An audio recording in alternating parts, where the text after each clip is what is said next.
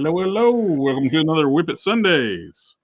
And with me tonight, we got the Hulk Smash Customs and the formerly box of cannons to just cannon. Simplify things a little bit. Got rid of the box and extra cannons. Yeah. We got Hank Dolo saying what's up. Hello, hello. Jeffrey Torres, hey, how you doing? Doing all right.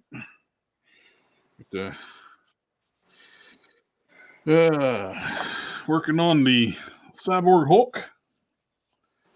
Yeah. Oh, you mean the one that Matt's donating to my cause? I don't know about that. I have to ask Matt about that. And, I changed the belt from the spikes going in, pointing in, to make an elm, basically for like Mecha Hulk. Oh yeah. So I think that worked out pretty good. Now the upper body is pretty much done. Got all the nice tech detailing on the arms. I made the openings on the a little bit bigger too to keep help from paint rub. Mm-hmm. Which you have to be kind of careful with things because this is hard plastic. Well, not to mention it's a mech. Basically, it's a Mecha Hulk, right? So it kind of makes sense. Hey now. Oh no, That's sexy looking right there. did I summon him? I think so. It was like a Hulk Smash was saying something about you contributing this to his box of stuff going to Canada or something. Matt, my friend. Look at that. That's beautiful. I put the green down the spine too on the top. Oh, yeah. Hey, Matt, I got a nice spot on my shelf ready for that. I got one too. I think we can all find a spot for that. Oh, jeez. Yeah, I think the head turned out really nice with the. Yeah, it did. Looks awesome. I love that metallic green or what. I know you said it wasn't metallic green, but it's a clear green over top of the silver. Really makes it pop. Oh, it looks gorgeous. Looks gorgeous. You know what? Yeah, and the colors, the extra little colors, the blue and the reds here and there. You know what? It did work out. Like I can see it being overdone, but you did it right, man. Got a little bit of purple worked in too for traditional Hulk colors. In there, I figure I'll do the waist piece in purple, and I'll use testers on that because it's really flexible. Yeah. Because testers to go on smooth. That's the reason I want to do that. Go with testers. You gotta be careful with these super flexible pieces when you put the sealers on. Mm-hmm. You can cause it to crack. So if I can get a nice smooth finish with just the testers, then I won't have to seal the waist piece. I don't have to worry about the paint cracking. It moves with the paint, but the flexible material's better. Yeah. And I've got modified the belt piece to be an elm for a Mecha Hulk. Also, I modified the thighs. I cut out some of the butt cheek. So now it can the thigh rotation actually works. Oh, nice. I cut it out from around the little piece there too, so you'll actually get some thigh rotation on it. Cutting out that little bit on the back allows it to twist in a bit because there's a collision point when you put them on. Let's see.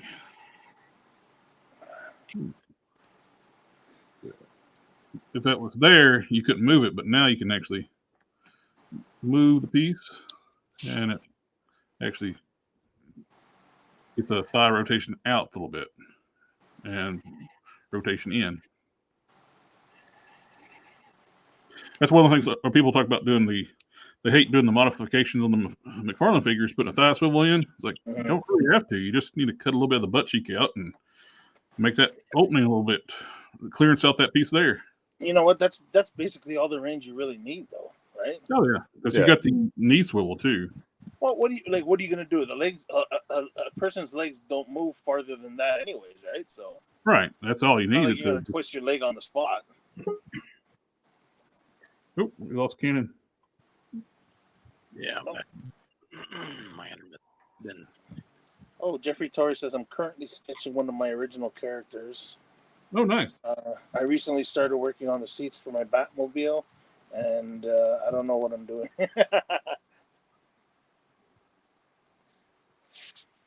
Sweet. Let me get the...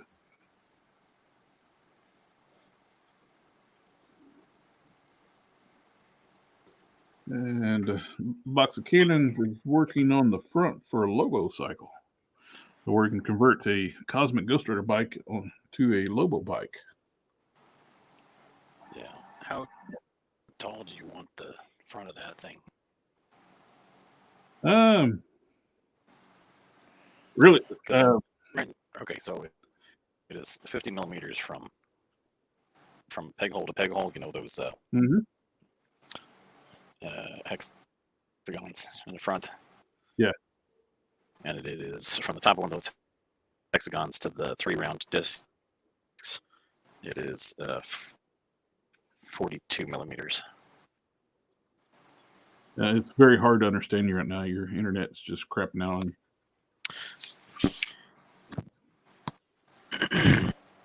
Sorry. Really, this artistical license, what do you think looks good? That'll work. What do you think looks good on the bike? And I just thought it was awesome that you found a reference as the one I made. Keeps you from having to make it twice, I guess. Yeah, well, like the parts for that one I made though is impossible to get now too. But that bike is expensive now, even though it's awful. Without the modifications I did to it, it's an awful piece.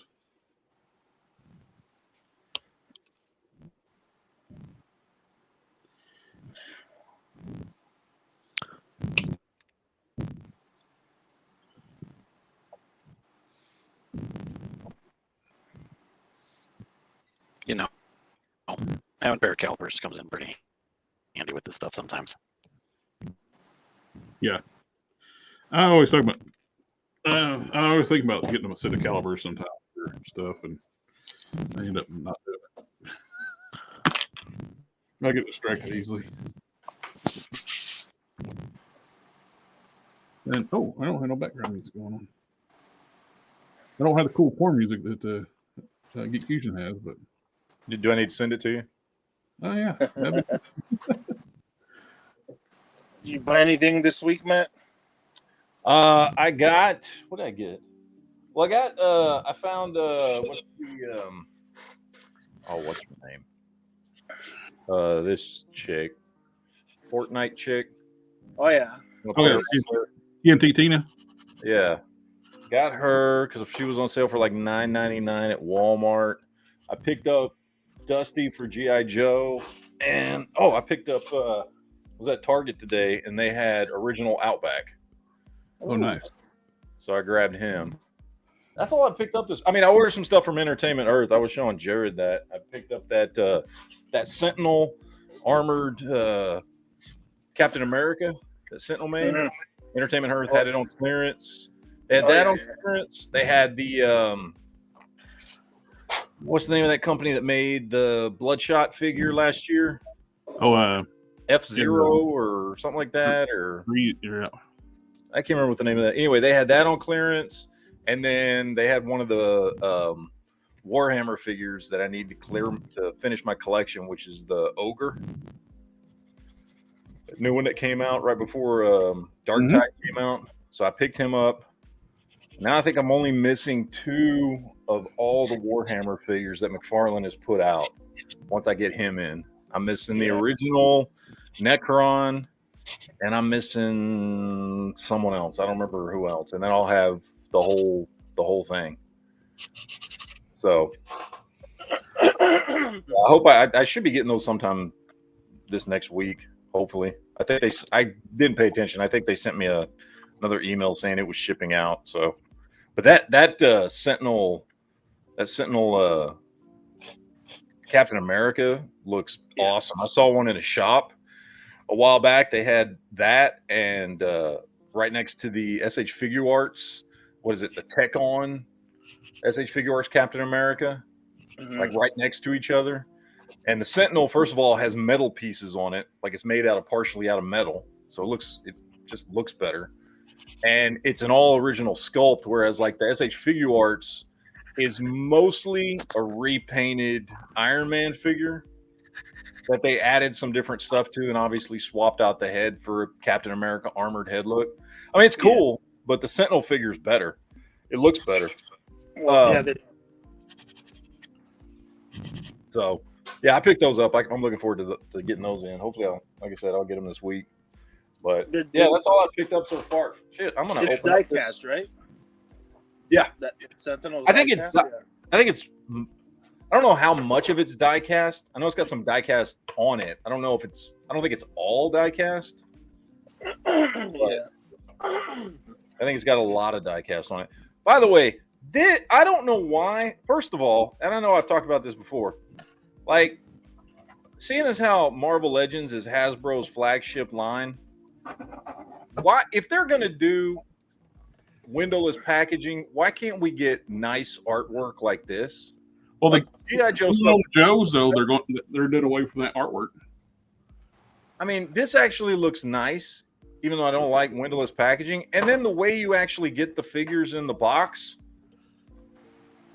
you get the Foot Locker, with all their accessories in it, and you get the figure nice and protected, not all bent up, wrapped in a paper bag.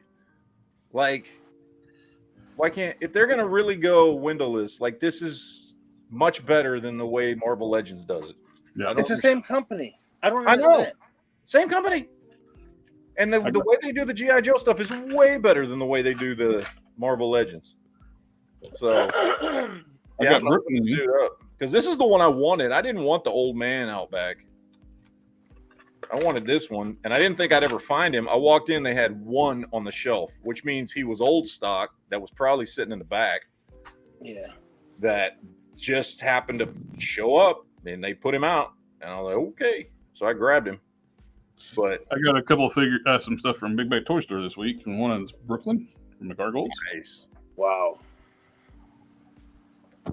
And I got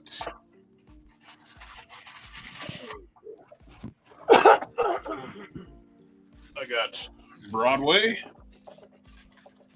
Oh, nice.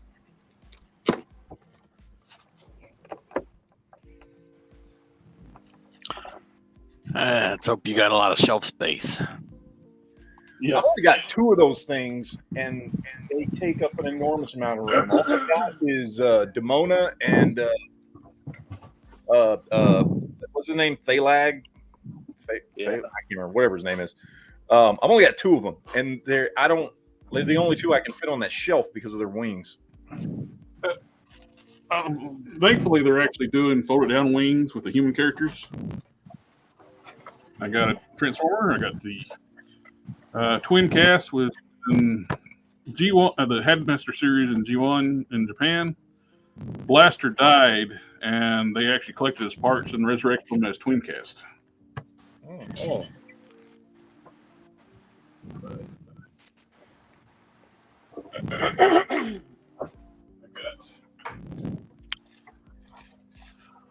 Oh. Leo, or they call him here, Leo Prime. I don't call him Leo Prime because he's Lyle Convoy from Japan. A lot of Lyle Convoy sounds a lot cooler than Leo Prime.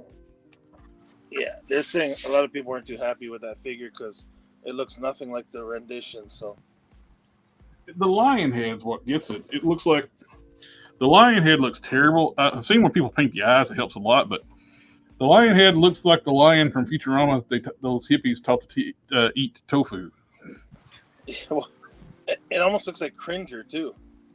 Yeah. So actually, I wish a third-party company would make a new head for it. The lion head. Yeah. Look at this. If it looked like this, it'd be awesome. And talk about this is worse than the windowless packaging. The Transformers, they got holes in the boxes. Yep. And a lot of the heads are ball jointed, so people are stealing the heads off the figures. Oh, jeez. And I got the upgrade kit for my Titan class Cybertron Metroplex. Comes with new hands, a minicon, some flaps for somewhere, I guess the hips or something, and an extension for the weapon. I didn't buy anything yet, but one of the local group chats, one of the guys was saying that he saw online like stock. I don't know. We have like the stock thing where you check the UPCs online and it'll tell you which stores have them and stuff like that. They had the Inquisitor wave of Star Wars Black. It's got like a Obi-Wan. It's all the show figures. Obi-Wan. It's got the different Inquisitors. They were all going for $19.99 if you happen to find them in store. So And I went online. For those that don't know, that's $19.99 Canadian. Yes, which we're paying $39.99 for Star Wars Black figures. So you're basically getting them like less than half price. So yeah, I end up checking online, and then I found them online. I put them in my cart. I got Obi. I got the Grand Inquisitor. I got the other Inquisitor. It's the guy from the Fast and the Furious there, Han. And the other sister, not Reva, the other one. They were all Third $20. sister. So I put them in my cart, and I go to checkout. Everything's looking good, and then when I get to checkout, it says, if I'm doing that, I'm gonna have to pay a third party. I forget how much extra money. It would have come out to about $35 extra on top of the price of the figures. I'm like, what? Like, okay, forget that. Emptied out my cart. I'm better off going to hunt at different Walmarts. If I find them in store, I'll get them for $20. Well, I did take advantage of the Entertainment Earth was selling stalkers for $13 a piece. I picked up a few of those for fodder and basically upgrading older G.I. Joe's classified figures. Yeah.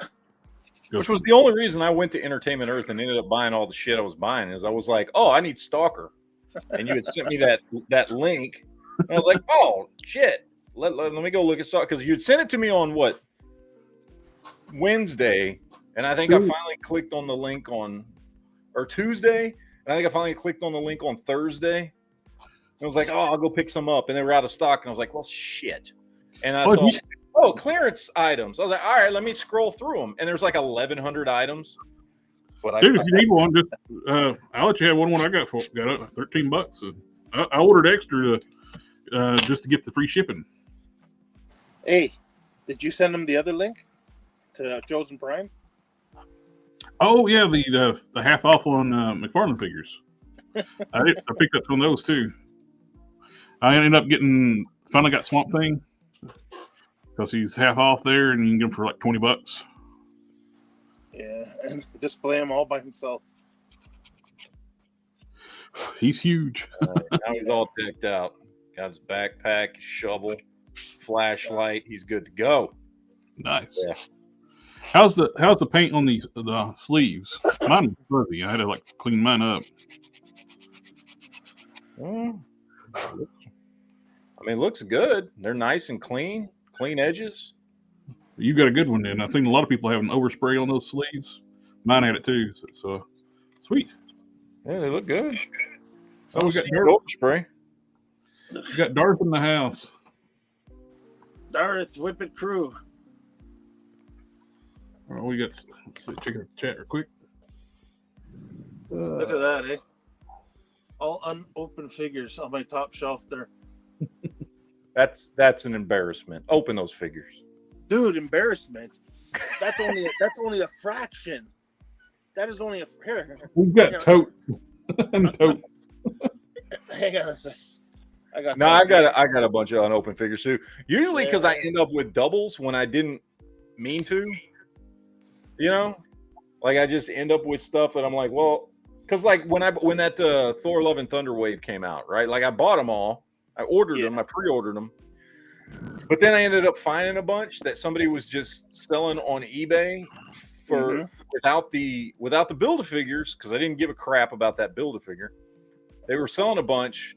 They were selling 4 of them and Spider-Man Homecoming in the box for $65. So it's 5 figures for $65. The 4 from Thor: Love and Thunder were out of the box, but they were all new. And then the one Spider-Man Homecoming, which by the way sells for like $50 now. Yeah. And I already had him, but I was like, well, for $65, I'm getting 4 figures that I want. Anyway, so I ended up with like doubles of almost all the line of the Thor: Love and Thunder. So I got like a stack of Thor: Love and Thunder figures that I've never opened that nobody gives a shit about, by the way. Nobody cares about these figures. All right. I mean, I think some of them are cool. Like I like the 2 Thors. I think are both good figures. I like Jane Foster Thor. I think is a good figure. Yeah. No? Yeah. Don't really care about the Gore figure because I don't like that version of Gore. Like he's just too human looking. But the Groot was cool. Getting a teenage Groot. I didn't have the last one they had come out with, so that was nice to get. I think it's a decent wave. You know what? It's just not, nobody wants them, so I've got a stack of them sitting over here that. The only one I can really say that they really kind of dropped the ball on is Star-Lord. It looks nothing like Chris Pratt. Yeah, no, I know. I got the Star-Lord figure, and I've got him up on the shelf, but it's not a good figure. Like, you know what? Yeah. Hold on. Let me take care of these. I got these guys in chat waiting. Name Without says, hi, everyone. SDA says, what's up, fam? And Hank Solo says, what's up? He says, fam. And SDA says, yes, F fam. So I got to take care of these boys. Family, family, family, family, family, family, family, family, family, family. By the way, so because the new Fast and Furious movie's coming out, right? Yeah. So me and my wife decided we're gonna binge watch all the Fast and Furious movies, and so that's what we've been doing this weekend, is binge watching all the Fast and Furious movies. So because we're gonna go see the new one, so we're on 5 right now. That's what I was watching right before we came in here. I love 5. 5 is probably one of the best. I like all of them except for 2. 2 is horrible. It sucks. Yeah. It should never be watched. And then if you only care about the main characters, you can skip 2 and 3 because 3 is pretty much irrelevant. Yeah. So if you just go from 1 to 4, like it's just a straight, like you're not missing anything by dumping 2 and 3. 2 feels like a B movie. Yes, it does. It's horrible. Yeah. It's like really bad. I only ever watched it one time. It feels like a low budget B movie. It's what that movie is. Yeah, I've only ever watched it one time, and I've never watched it again because I was like, well, it sucks. I don't like it. But we were doing the binge watching, so we watched 2, and it was like worse than I remembered. It was like really bad. I find that I like the way Vin Diesel managed to work 3 into canon. You know what I mean? Like by that little scene at the end of part 3. Well, that and Han. Han's one of my favorite characters from the franchise. I like Han. Yeah. Han's cool. I'm glad he came back. Yeah. I love as ridiculous as this franchise has gotten, I love these movies. Like me too. When we went to go see the last one at the movie theater, I was laughing my ass off, but with joy, when they flew a Fiero into space. Like, that was the most ridiculous shit ever, but it was highly entertaining. That sounds like something they do on Top Gear, the original Top Gear. Yes. And that whole scene when Rome's like, are we immortal? You ever realize we do some of the stupidest stuff and we never die? Like, I used to boost cars and now we're acting like superheroes. Like, there's that whole scene just completely buying into the ridiculous nature of the franchise. It's great. I love it, and it's insane. And it makes no sense. But I love it. The thing I like about these movies is people are like, "Oh, those movies are so stupid. They're so far fetched." You want to know something? I'm not expecting these movies to win any Oscars or any kind of awards. I'm only there because I want to see cars flying and people flying across a bridge and getting caught by another person in a car. I want to see that. It's far-fetched. Yes, that's exactly what I'm going for. Every action movie is far-fetched. It's just they just go to the extreme. It's like the people that are complaining about this will be like perfectly fine going and watching an Avengers movie. It's like, dude, come on. Really? Or James Bond movie. Yeah. It's the James Bond is just as ludicrous. Yeah, it's like, come on, just enjoy the movie. They're great. Yeah, they are great. Hello, SDA. By the way, I'm definitely team Diesel. Fuck The Rock. Oh, damn. Oh, I heard something. I don't know if you guys all want to hear it. Well, it was actually posted online, so I don't think it's much of a spoiler. After credit scene, guess who? The Rock. Yep. He finally came back because his last movie, Black Adam, tanked. That's exactly what And he he said on the article. You realize the Fast and Furious franchise is way better than the shit he's doing? Dude, they're saying the Fast and the Furious franchise is what made him a popular person in the movies. You know what I mean? It is one of the most successful franchises in the history of movies. Yeah. I can't buy that the Fast and Furious franchise made The Rock's career, but it's probably but it certainly helped. He was in his ones. It's probably like the most grossing movie he's ever done. Yeah.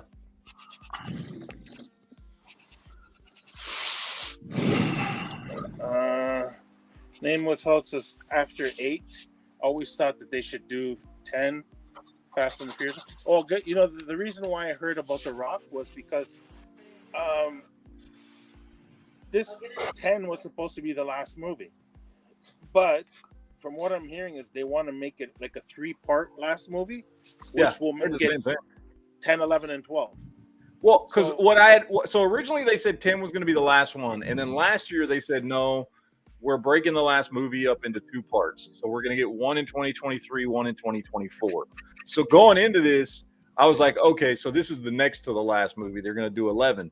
And then it was this week that Vin Diesel came out and said they're working on trying to finish it off as a trilogy. Yes. So they're going to do 2 more after this. Yes. And I'm like, man, you just want to keep making that money. I'm fine with it though. Like, I don't care. He owns a big chunk of the franchise. So yeah, he does.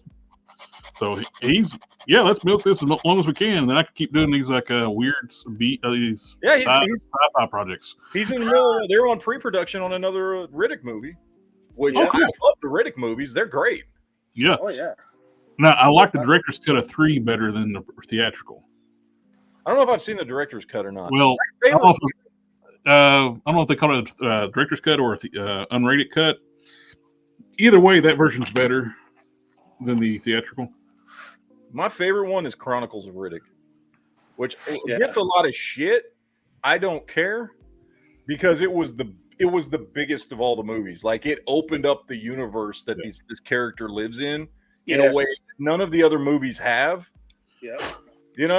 Like it blew open the universe and like opened it up for all these different stories and characters and factions and planets and all this stuff that we didn't get in any of the other movies. No, I couldn't agree more. That's part two. Part 2 was the door opening on basically everything to do with the character. Part 1 he was just a badass, whatever, killing aliens. But it's a small story, It's a small contained story that was great. Highly entertaining, introduced the characters and all this stuff. It's fantastic. I love all of them. Really, the only nitpick I got with the second one was I don't think they did a good job recasting the girl. Yeah, I mean, I know why they got that actress. Nothing like that little kid. No, she didn't look anything because that little kid looked very tomboy, gender neutral. But no, I mean, I know why they got that actress because she was big for a hot minute. you know, and they're like, oh, well, let's just get this chick, and I'm, you know, whatever. But it's, you know. Hey, we got Batman's Kool-Aid in the house. What's up, everyone? How you doing tonight? Hello, hello. How do you want the top of this to look? Do you just want it to go straight across like that? Yeah, that's fine. That's the way it is on the original bike. It goes straight across. It's got a little bit. The middle piece is arched. That centerpiece, it's got an arch to it. Arch it in which direction? In between the two, Like down? down. The body of that is arched down the center. Yeah, like that. That's perfect. Comes out front. Yep, oval shape, just perfect. Like you got it. All right. Now, what do you want me to do about this light bulb thing that sticks out the front of that? Do you want me to have it cut through? Or are you going to cut that part off? What light bulb thing? All right. So you see on this image here, Yeah. that blue sphere thing. Uh-huh. If you look at that from the side view. Well, you can actually shorten the thing, shorten it down, and not have it be that tall.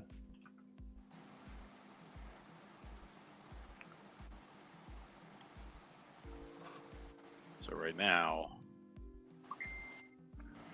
it's not showing through. You can actually bring that center section down and just have it rest underneath the headlight. And get rid of this. Yeah, we can get rid of that. All right. This is a new, built for the Ghost Rider bike that turned into a Lobo bike, so we don't have to go exactly.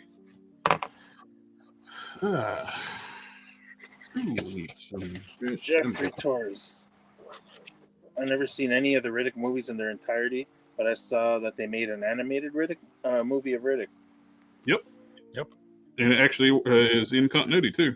Yep, that's good. You know what else is in continuity and really good? The two video games, Butcher's Bay, and I forget the name of the other one. What's the name of the second one? Butcher's Bay was the first one. I'm blanking on the name of the second one. They were both really good. Oh, since Don's not here, and it drives him crazy, they need to do a Riddick movie where he saves Christmas.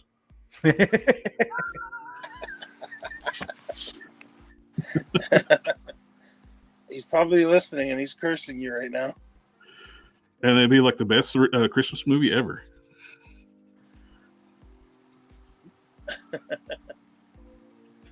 Fucking ads.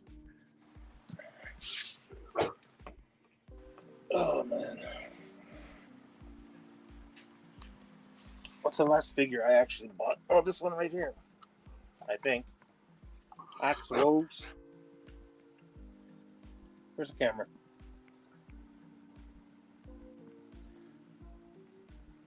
Ugh.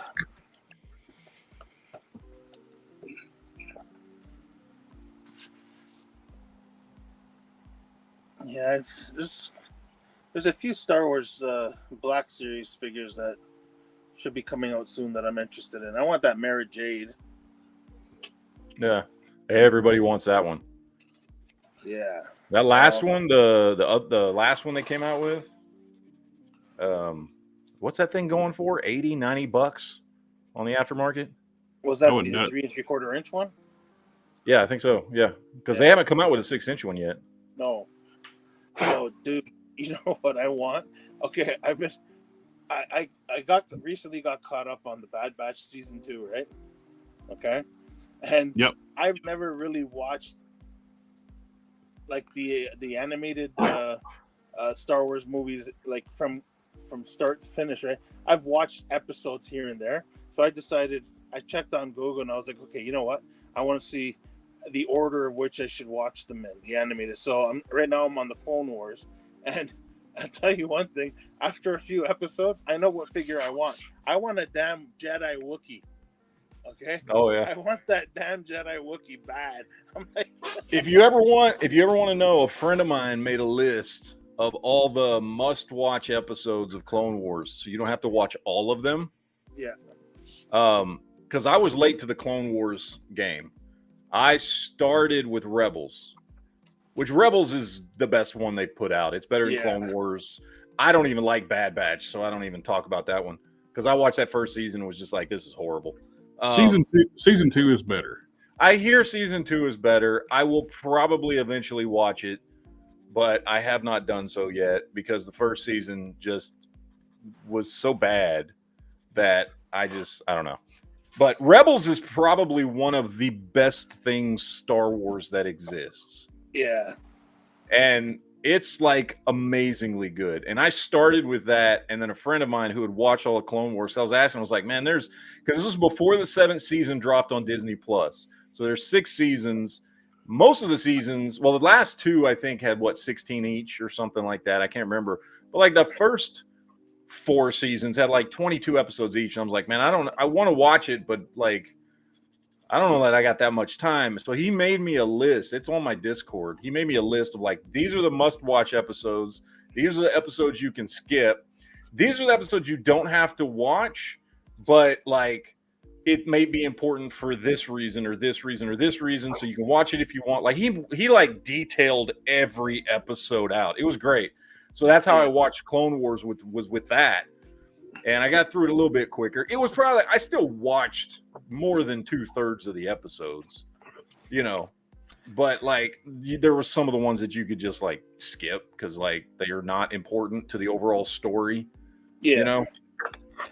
but Clone Wars is great. I will say season 7, if you've never watched it, is really good. It's not long. It's only 10 episodes. Yeah. But the last 4 episodes are as good as any Star Wars movie. And they were meant to be a movie. My understanding, when I'd done some research on it, when it came out, when it dropped, is originally, before COVID happened, they were going to make a Clone Wars movie to end the show. It was going to be released in theaters. Oh. And instead, what they did is they broke it up into 4 episodes and played it as the last 4 episodes of Clone Wars. And that movie takes place at the exact same time as Revenge of the Sith does, but you're seeing everything from Ahsoka's point of view. You're seeing, there's even some of the same scenes that are in Revenge of the Sith, you're seeing again in this, but you're seeing it from Ahsoka's point of view. Like when they're all, like there's that scene in Revenge of the Sith when Obi-Wan and Yoda and Anakin and everybody's talking via hologram. They're all talking to each other around that table, and they're all in different places. So, you're at that point, you're seeing it, I think, from Obi-Wan's perspective. He's the only one you see that's not a hologram. Ahsoka's in on that call, and she's watching the rest of them have that same conversation. In that it's amazing. Like it's really, really well done. Those last 4 episodes should be a movie. And they're beautifully done. The only episodes that you can really skip them is one that will introduce those 2 sisters who were annoying as hell. Yeah, and there's several episodes that are just all about R2-D2 and him and his other droid buddies going on little adventures and shit that have no relevance to the story at all. And like I watched a couple of them, they're fine, but they're not important to the story at all. But like some of the more important ones, and I don't know how far you've gotten, but the what's the name of that place where Anakin goes, where he meets the father, the brother, and the sister? Oh, Tatooine? No, it's they're Force related people. Oh, I can't remember that they go into like this other dimension where they see like these people who represent the Force. Who are ageless beings. Yeah. And I don't think that's probably till season 3 or something like that, but it's good. But it's still not as good as Rebels, though. Rebels is fantastic. Yeah. Omega Weapon 13. Yeah, we were actually just talking about The Rock being back in the Fast and Furious franchise. Yeah, I heard about his after credits scene. Jeffrey's asking, did Hasbro announce that they were going to make a Star Killer figure? I have not heard that yet. Anybody? Be cool. I'd love a Star Killer figure. Oh yeah, definitely. Kind of stupid they haven't done it. Yeah. I made a custom. Yep. They had a Star Killer 3 3/4 inch in what was the one they had right before Vintage Series, Vintage Collection. I can't remember. It wasn't like was it 40th? Yes. I can't remember what it was. It might Whatever have been- they had right before Vintage Collection, there's a Star Killer. He's like, if you want to buy him on the aftermarket, you're going to drop like $130 on him because it's the only Star Killer figure that's ever been made. Yeah. So he's ridiculously expensive, and he's okay. He's got decent articulation for 3 3/4 inch. Not as good as Vintage Collection does today, but No, I actually made a concept custom of Star Killer because I played the video game and I was like, I gotta make a custom of him. Shit, I don't know. I still don't have you on Instagram or Facebook. I gotta get your info. I gotta send you some pictures. Although I'm real bad about Instagram. I'm always on Facebook because I'm old. And apparently that's where old people go. I occasionally go to Instagram. Well, let me I log can send in. them on Messenger either way. I really want them to make a Dirge figure from the Clone Wars cartoon. Dirge, that's okay. I was confused for a second. You said Dirge, my brain went Transformers. It's like, what? Gold Cat Studios. Hey everyone. Hey Steven. Yeah. I also, you know what I did too? You mentioned R2D2. I made I got a few of those model kits of the R2D2 and the R5D4. And I didn't realize he was going to be as popular now in the newer the Mandalorian and everything. That's R4D5 or R5D2? The droid I can't remember which I think it's R5. But yeah, I made some customs with R2 and the R5, and I made them Sith. Well, basically they're concept like Sith droids. What's your name on Instagram? On Instagram is actually, you said you're better with Facebook? Yeah, I'm always on Facebook. It's DOM, and my last name is V as in Victor. VA again, LA. And everybody in the chat, go friend Hulk Smash. Oh, there we go. Yeah, come on. Okay. Green, all right, I friended you from my my personal. This is Matt Hampton. Yeah, I got it. Okay, I got to getting close to finishing up this prime, so I got the pen, the sculpt to put over the pins sent down. Put a coat of paint on those. Name Without says Fast and the Furious 12. They should be fighting in spaceships. Actually, I would love that. I would so love that.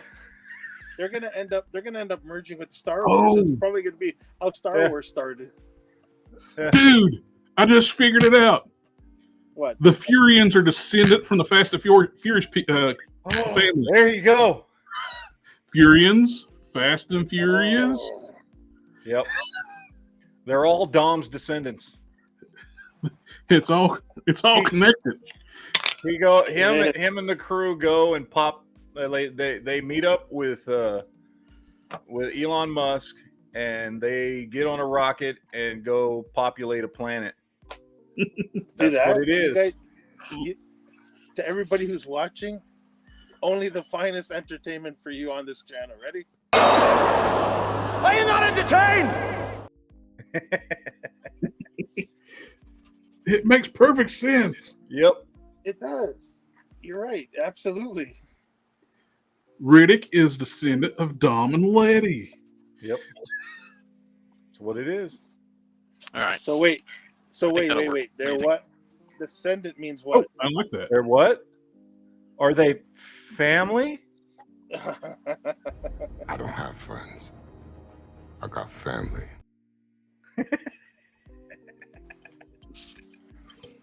Oh, I like that a lot. That's looking good. I don't know how far back it can sit on there until I print it. Test it out. Yeah. That's I think I look really good. Like rest, the cutout will probably need to be like angled a little bit. It won't be a complete. You know what I mean? Yeah. But yeah, Well, that'll work. no. That'll look great. It won't need to be angled because those are. If that back is parallel to the forks on the bike already, That's true. Oh yeah. Those- That's cool. those things are the ball part might need to be, but these parts for the forks won't need to be. Well, I was talking about that U part be angled. That U cut out there. Yep. Sweet, dude. It looks awesome. Hey, look, we got some more concepts here. Omega Weapon 3 says, I heard Dom has 3 tattoos on the back of his neck in Fast X. No, you know what? I think after Fast and the Furious 30, he's gonna add every time there's a 10th movie, he's gonna add an X, and that's when he starts out as a triple X. See, all these movies merged. Yep. And he starts getting into extreme sports. Yeah. Yeah. What else we got? Wait, I'm sorry. His name is Dirge. The one guy that's made out of worms that fought Obi-Wan in the Clone Wars cartoon. Oh yeah. I remember that. I don't know what his name is, but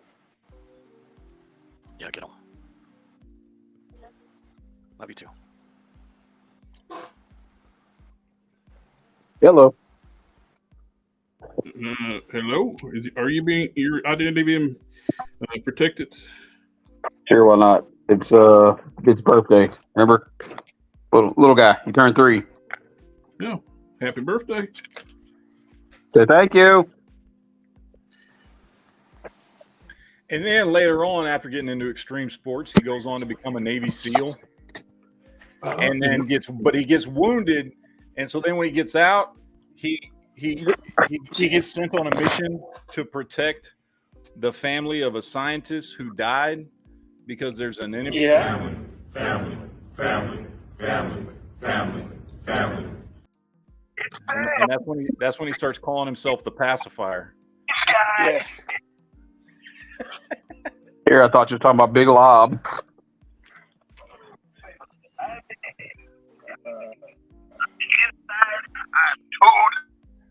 Oh wait, and then after he dies, eventually, because he does die eventually, they take out his brain and put it in a giant robot that somehow ends up back in the 1960s, where it meets a little boy.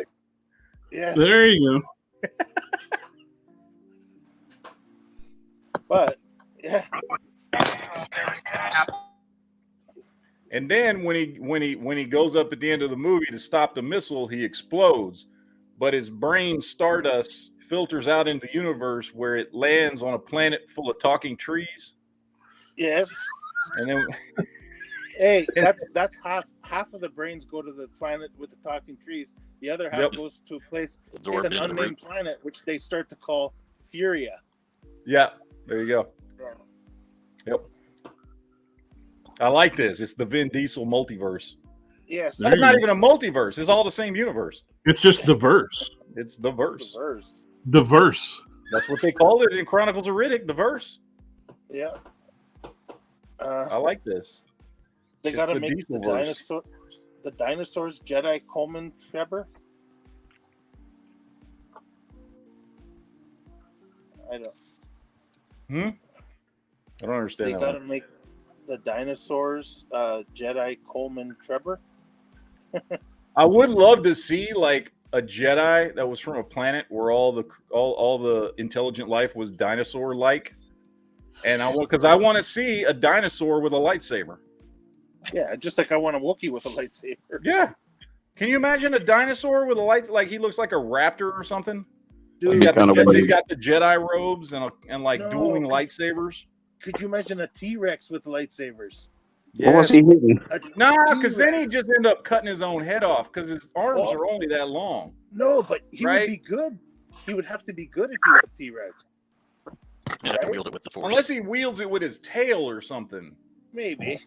With his teeth. Or like if it was a raptor or something with longer arms and he could really get some movement there with the lightsaber, you know what I mean? I don't know.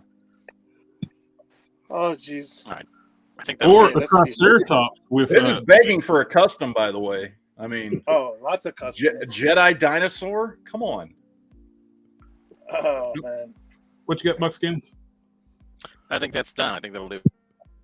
Oh yeah, I think it's gorgeous, dude. It looks fantastic. Who's talking? Uncle Jerry. Y'all done? You want to tell everybody night night? No. Okay. But good night. Oh, say good night. You don't have to if he's not up to it. Okay. Oh, this is a subject that me and my brother have been talking about lately. Wish they made a Gladiator 2 movie, but it's canceled because the same plot as God of War. Actually, No, it's still on. I heard that when they were doing Love and Thunder, Russell Crowe got along so well with Chris Hemsworth that they're actually talking about doing. They had a couple of storylines worked out.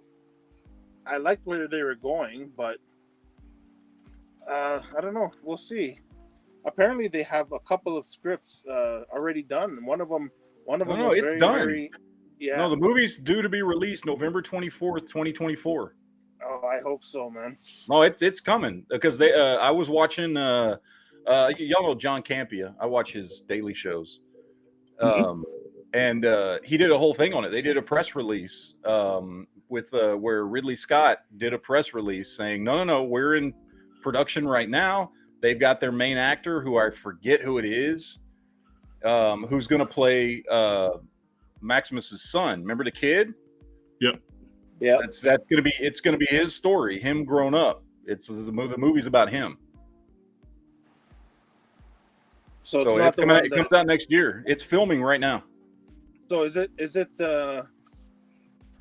what's the son not The son he had with what's his Joaquin Phoenix sister? Remember he had a kid with her. So it was his kid, right? Yeah, it was his kid. Yeah. Yeah. So apparently, I can't remember who the actor is. They got somebody, and I'm blanking on who it was. But I know Denzel Washington plays a part in the movie, and so does Pedro Pascal. They're both in the movie. Speaking of Denzel Washington, I'm looking forward to Equalizer 3. Oh, yeah. I love those movies. And Pedro Pascal was the villain in the second one. Yep. Yeah, it's interesting to see, though. Like, I mean, I'm hearing that Chris Hemsworth was looked at to playing like a major role in the movie. So I don't know. Well, my understanding of it is that a lot of the stuff that was connected to Russell Crowe, Ridley Scott basically disconnected himself from it, because him and Russell Crowe were partners, because Russell Crowe was an executive producer and he has some rights to the movies, but they did not agree on the direction of the movies. And so Russell Crowe, while he might legally be like a producer on this because he has to, he has nothing to do with the story or anything. What happened to that biopic for Crim Silver Horse was working on of Hulk Hogan? Yeah, I heard about that. That's the reason why he got so jacked. He was playing Hogan. Yeah. Then it's like, man, I haven't heard anything about it since.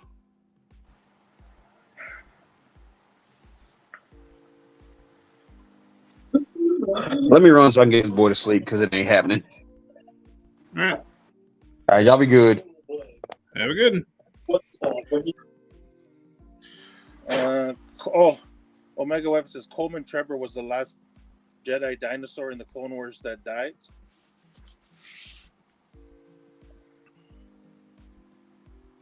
When it comes to Star Wars, I don't know a lot about Star Wars. I watched it, Yeah.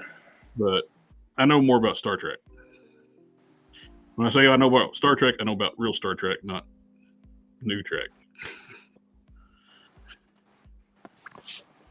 I'm gonna call it New Trek because it's not Star Trek. It's Trick. Yeah. Not Trick, but it's Track. Because you got idiots holding phasers backwards. They don't know anything about the lore, or like they treat it more like Star Wars than they do Star Trek. I've never really been big on either Star Wars or Star Trek. I guess now I'm starting to enjoy Star Wars more. I've never really been into... The Vulcans are nearly supernatural in Discovery. Can communicate with people light years away mentally. Oh yeah.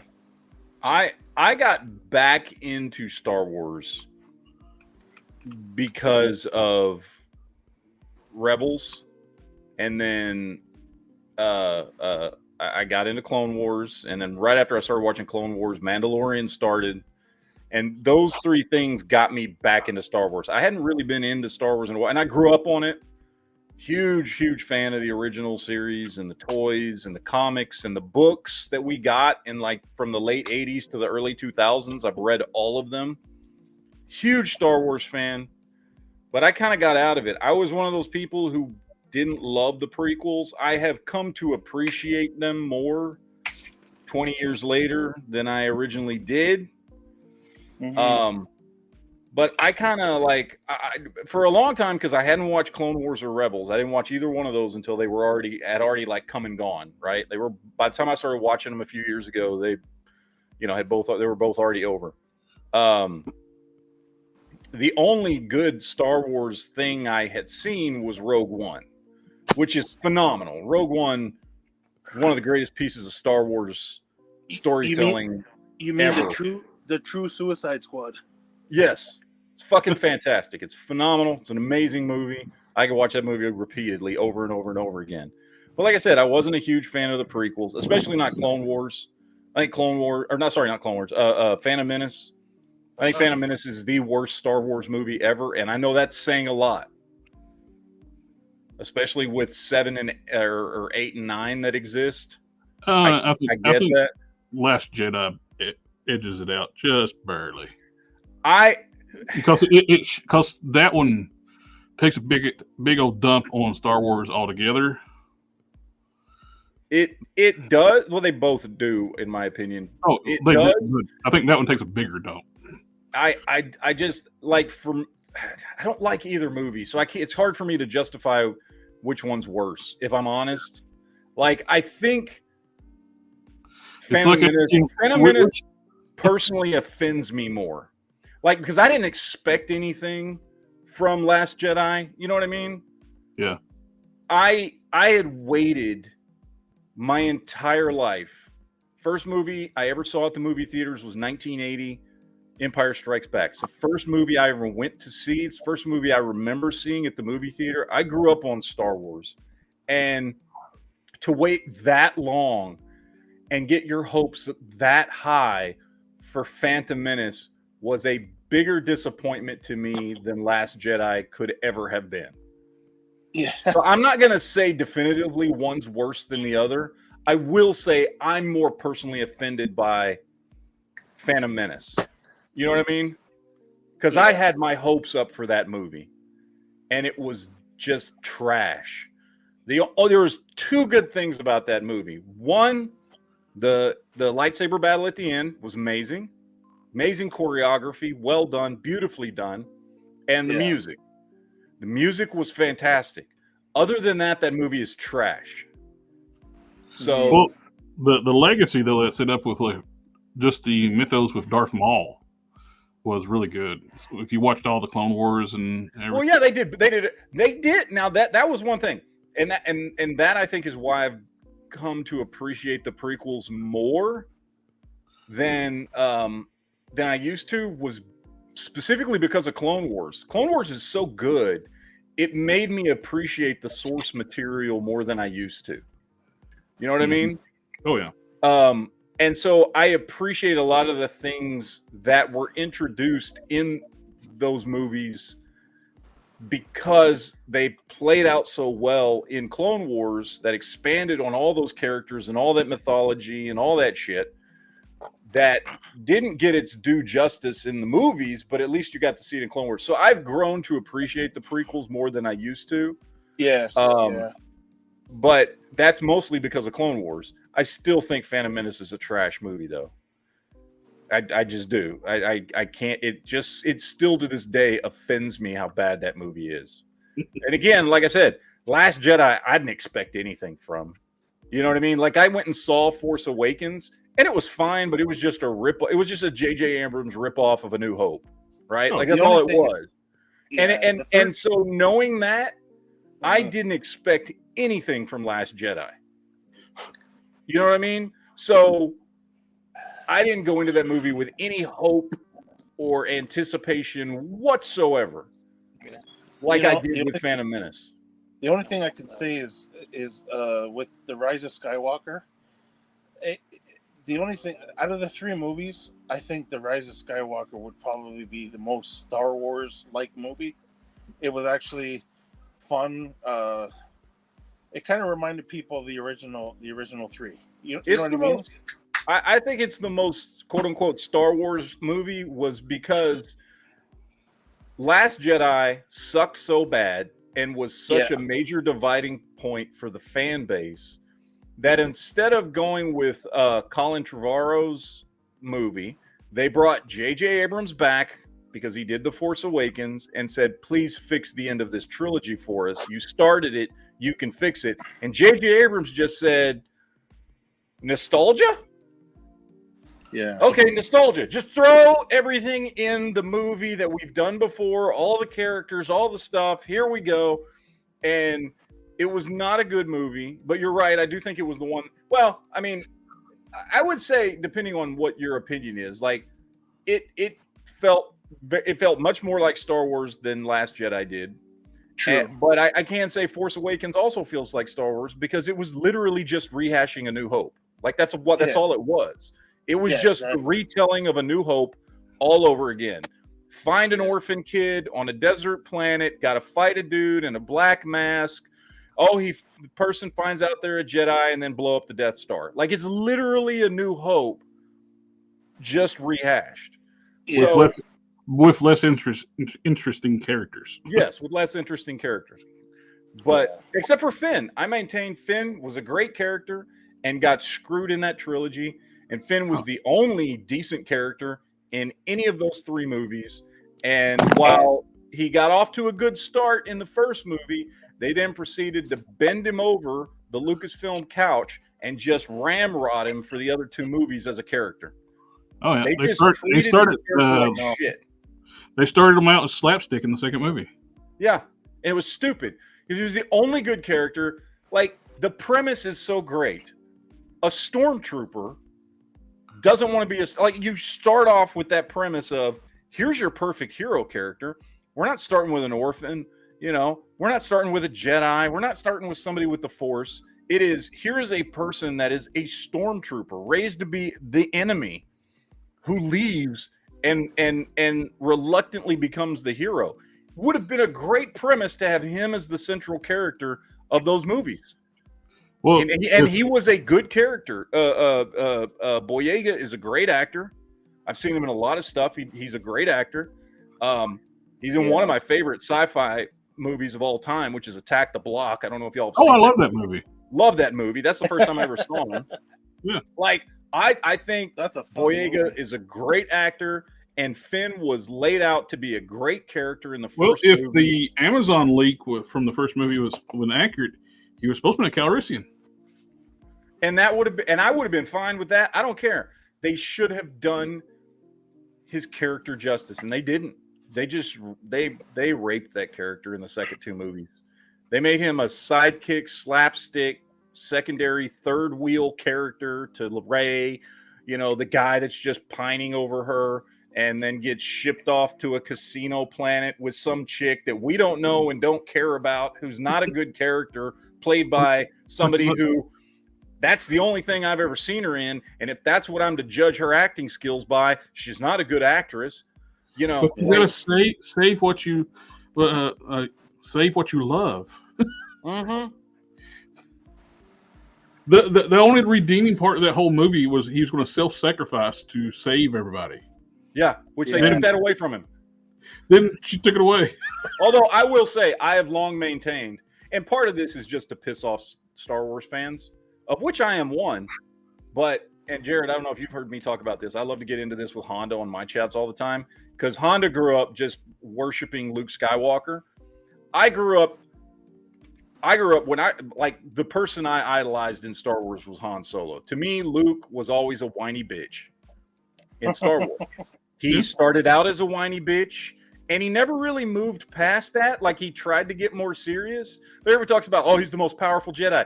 He went through like 3 weeks of training with Yoda at best, and was even told, you haven't come close to finishing your training. And he never finishes his training. And then in the end, let's not forget, he doesn't beat Darth Vader. Darth Vader whoops his ass and then decides to sacrifice himself for him because it's his son. Darth Vader is the hero of that third movie because he becomes good again to save his son. Well, Darth Vader actually fulfills the prophecy. Yes. Luke, at the very end, he actually fulfills the prophecy. Yeah. Well, that's Luke, what he was always, in my opinion, is a whiny bitch of a character in the trilogy. It just the prophecy just to murder all the. Yeah, I love to piss Star Wars fans off by when they watch Last Jedi and go, "That's not Luke." Well, hell yeah, it is. Luke was a whiny bitch, and he had one mentor for all of what? He knew Obi-Wan for what? How long did it take to get from Tatooine to the Death Star before he died? Before Obi-Wan died? Well, you know what I mean? And then he was with Yoda, who was Yoda? A grumpy old man who was a little whiny bitch who trained him like an asshole on a planet far away from everybody. Is it any wonder that in Last Jedi, when Luke gets discouraged in his ability to teach other Jedi, that he goes to a faraway planet to live like a bitchy old man, and when somebody shows up to get training, he trains them like shit? Because that's exactly what he learned from Yoda. Like, it is a perfect interpretation of young whiny bitch Luke into old grumpy man Luke, because that's what he knows. That was the one part of that movie that I thought was accurate. Yes, of course, that's how Luke would turn out, because look at where he started. And it pisses. Every time I bring that up to a hardcore Star Wars fan, they get pissed off. I'm like, well, deal with it, because it's true. If we're saying, which Disney has already said, none of the stuff we read in those books in the 90s, which I was a huge fan of, and did truly redeem the character of Luke Skywalker. If you read a lot of the expanded universe stuff, Rogue Squadron and Truce at Bakura and the Zahn trilogy and all these great books that came out, Luke was a much better character in those books than he ever was in the original trilogy, right? But Disney said, those books don't exist. This is Luke's new canon. And if you just go by what we know from the movies, it makes perfect sense. Luke would turn into a grumpy old man who would sequester himself by himself on a planet far away, just like his role model Yoda did. Makes perfect sense. That's how you piss off a Star Wars fan or somebody who likes Luke Skywalker. Is tell them that. You know what? I want to get that you got to do a video about that. How to piss off a Star Wars fan? Yeah. Oh, geez. Let me get to these comments. Hang on. I gotta get some water. I'll be back. Need some water after I that, don't know man. how I feel about 3-part movies, because they're either a hit. Yeah, it's true. The third movie. Yeah, you're absolutely right there. Name without. I don't know about Hogan, but they're doing a movie about the Von Erichs. Yeah, the what's his name is playing Kerry Von Erich. Is it Kerry or he's playing? Oh, geez, now I just lost his name. The guy from the High School Musical movies. Zac Efron, that's right. He's playing Von Erich. Oh yeah, he got jacked for that. Did you see the the hairdo on him too? Man, Yeah, he is huge. So yeah, you know they're doing Hogan as well. Name withheld. Chris Hemsworth is actually playing him. I thought I could swear I saw a picture of him with the mustache too. yeah. They've showed him like super jacked as Hogan. Yeah, yeah. In the Hogan garb too, like Hogan in his prime garb type, the red and yellow.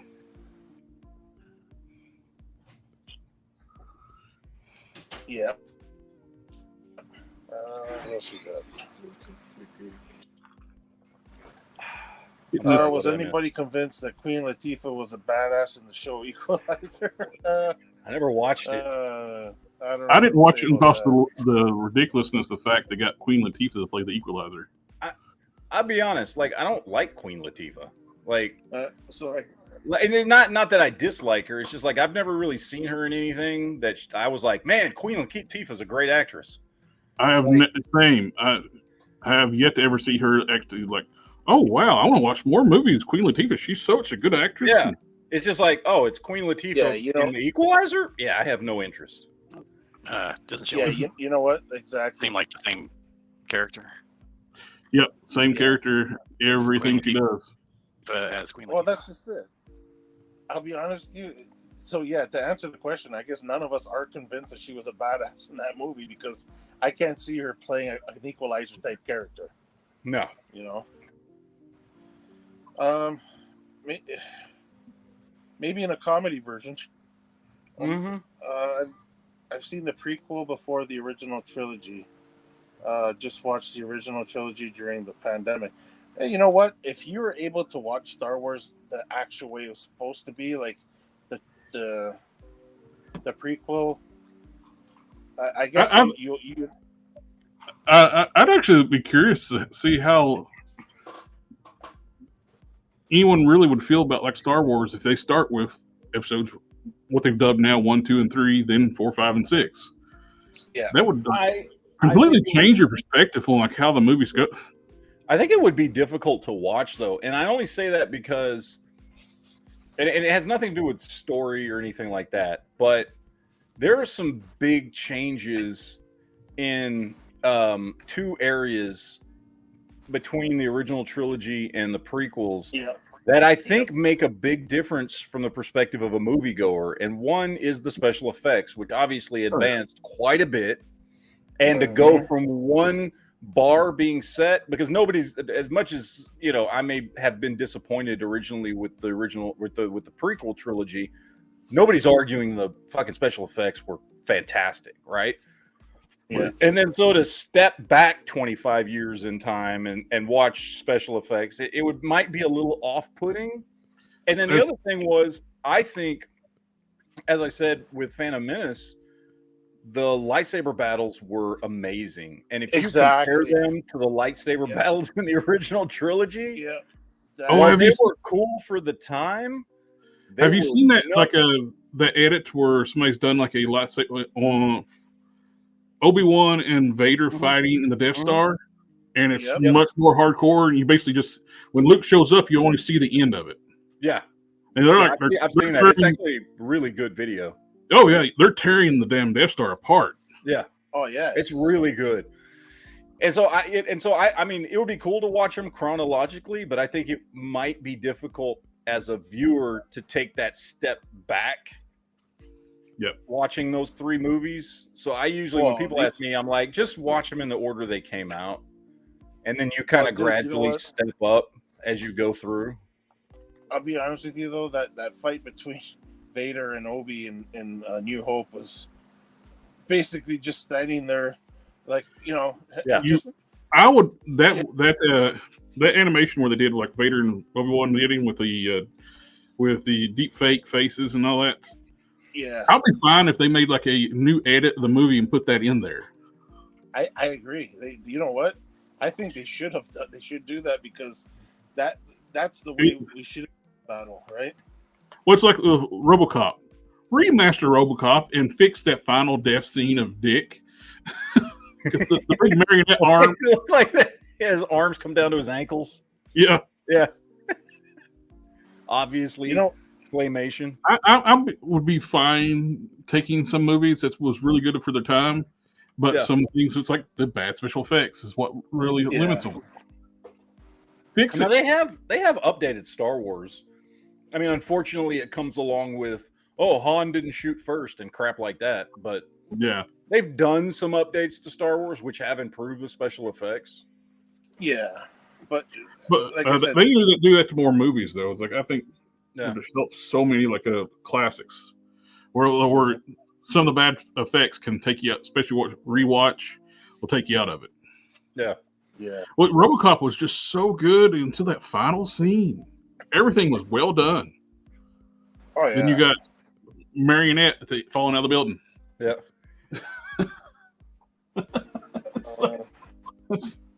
They really could just cut the film off and just cut that whole part. When he goes out the window, just cut the rest of that out, then go back to Murphy. Not shooting, son. What's your name? Murphy. And cut out the whole thing falling out of the building. It would even be fine.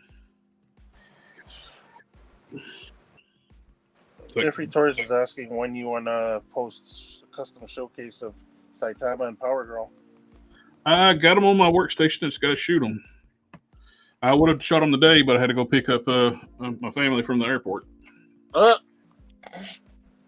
You said it. I did it on purpose too. I don't have friends. I got family.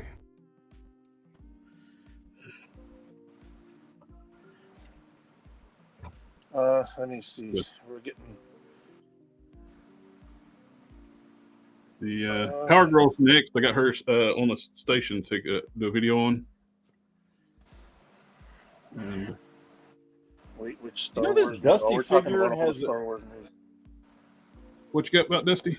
This Dusty figure has a better Duke head than Duke does. Oh yeah, I've noticed about that.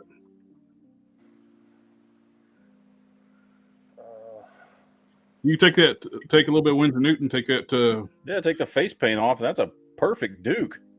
Mm-hmm. Because the Duke we got looks like Duke's son. Yeah. I'm surprised they have not announced a retro card of like a classic Duke. They should do the original. What is it? The original 7? Yep. I don't know why they don't. Because they're dumb. I do like it. All three of the ones I've gotten this week. I think I've gotten all three of these in the last week. I like all of these. I wish I could have gotten the original barbecue though, but I wasn't going to pass up on him. You know what I mean? Oh yeah. So it's still a great figure. I would have rather had him in the original colors, but I'm digging all three. These are all three. I'm sitting here looking at them. These are all really good figures. Mm-hmm. Like I'm not seeing any, obvious errors or screw ups or anything. They're really well done. I did a little bit of upgrade on my Outback. Touch up the paint, and I had one eye was a little wonky, so I had to fix that. And I gave them the Tiger Force gear, or the gear is really light colored on that one. Yeah. The Tiger Force gear is darker brown, which I thought looked pretty good. Plus, he had to give him an AK. Yeah, I know. I don't. Yeah, he would look much better with an AK. I don't even know what this is. This is like some weird, non-existent. This isn't even a real gun. That's what I like buying.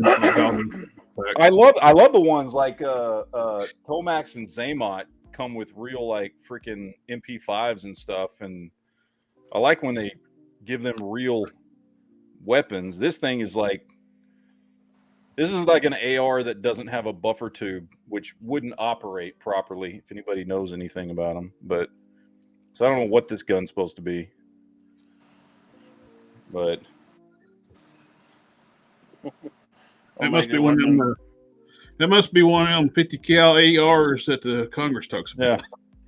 Yeah. I still laugh at I love all the Die Hard movies, but in that in the second one, which is not the best one, when he's like, how'd they get in the airport with that gun? Oh, that's a Glock 7 made out of porcelain. I'm like, there's no such thing. That doesn't exist.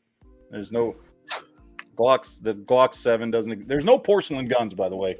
Just so you guys know, those don't exist. You mean there's no guns made out of like a toilet? No, there's not. Surprisingly enough, they don't exist. What do we got? Omega Weapon says Rey is the strongest Jedi. 0 training, and she gave Kylo Ren a run for his force. Yeah. Yeah. Somebody was actually trained, and she used the force. Well, they established too, without training, people that's force sensitive would never develop powers. Yeah, it's. Yeah, she just happened to catch the lightsaber in the first part, and then all of a sudden, she was a pro with it. So. Yeah, didn't make any sense whatsoever. There's no canon that establishes that. All canon speaks to the exact opposite. Well, 1, 2. How did they retrieve that lightsaber in A New Hope? I don't know. That fell out of Cloud City. Yeah, I don't know. I don't know where that came from. It was a gas planet. The lightsaber fell into a gas giant. Like, who went down there and got it? Yeah. And how did they survive? Who knew where it was? Like, did Luke go around telling everybody, oh, this is where I dropped my lightsaber? Like, did he? Like, how the hell? Like, it doesn't make any sense. Did it fall? They're probably so dumb they think of like a gas planet. It'll fall through the other side. Well, he dropped it when in Empire. Yeah, and he dropped it in Empire at the bottom of Cloud City. He dropped it right on the Bespin surface of. It's like, oh, let's go to Jupiter and retrieve something. No. Yeah. Name Without says he heard that the old Star Wars books were really good. Disney has a thing for grumpy old men. If you want to read some of the best sci-fi ever, those series that came out mostly in the 90s, but there was a few that came out in the late 80s and a few that came out in the early 2000s. I say stop before you get to the Yuzong Bong storyline, because that's when stuff gets kind of really ridiculous, in my opinion. And they do stuff like kill off Chewbacca by throwing a moon at him and all kinds of weird stuff. But there was there was a lot of series. My favorite was the Rogue Squadron series. I think it was like 9 books. And the main character was Wedge. And because now that Luke's gone off to start his Jedi Academy, Wedge is now in charge of Rogue Squadron. And that's a great series of books. The Jedi Academy trilogy is a great trilogy of books where, Luke's starting up his Jedi Academy. Truce at Bakura is a great book. Shadows of the Empire, which technically takes place between Empire and Jedi. It's a fantastic book.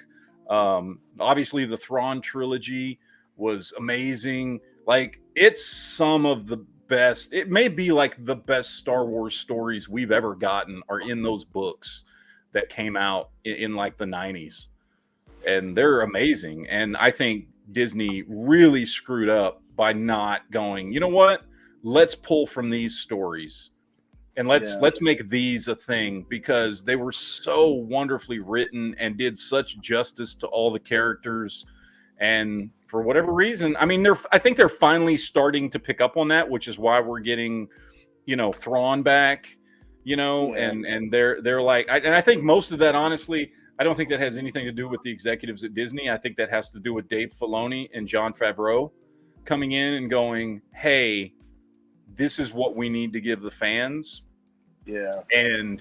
And they're doing such a good job, and Mandalorian's been such a hit that they're letting Dave Filoni kind of run things, at least to an extent, which is, like I said, that's why we're getting Thrawn, and that's why we're getting the characters from Rebels.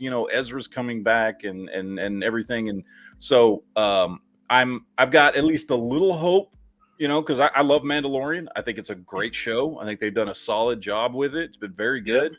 Agreed. Dave Filoni did Rebels and Clone Wars. I've seen him in interviews talk about Star Wars, and I mean, this is a dude who is in love with Star Wars, And this is a dude who I've seen in interviews with George Lucas, where George Lucas treated him like the crown prince of Star Wars. You know what I mean? Like he was like, for all intents and purposes, Dave Filoni is who George Lucas picked to carry on his legacy in Star Wars.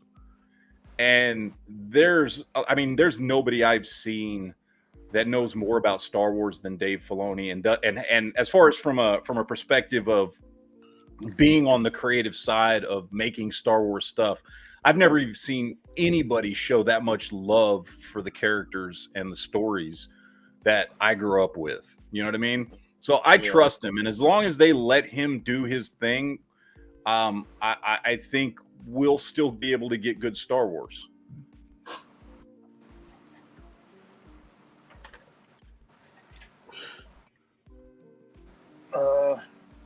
Sector 2813, Ghostbusters just revamped the special effects, leave the story alone.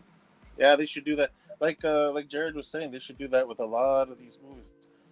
Just touch up the special effects and stuff like that, but don't touch the story, man. Leave it alone. Leave the story alone. Touch up the specs. I still watch Ghostbusters and Ghostbusters 2 at least once a year, every year since it came out as a child. Like those are like perfect movies. Even 2. I know 2 is not as good as 1. It's still great. Did you know there's a connection of Ghost Riders and Big Trouble in Little China? Ghost Riders and Big Trouble in Little China? What? Ghostbusters and Big Trouble in Little China. There's a connection. I thought you said Ghost Rider. I was like, what? I didn't know that. What's the connection? The firehouse. The It's the same set, the same building. Oh, really? Yep. I didn't know that.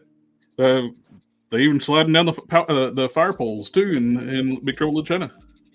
Well, that's cool. So they take place in the same universe. Now we can just assume. Makes sense because there was definitely supernatural stuff going on in Big Trouble in Little China.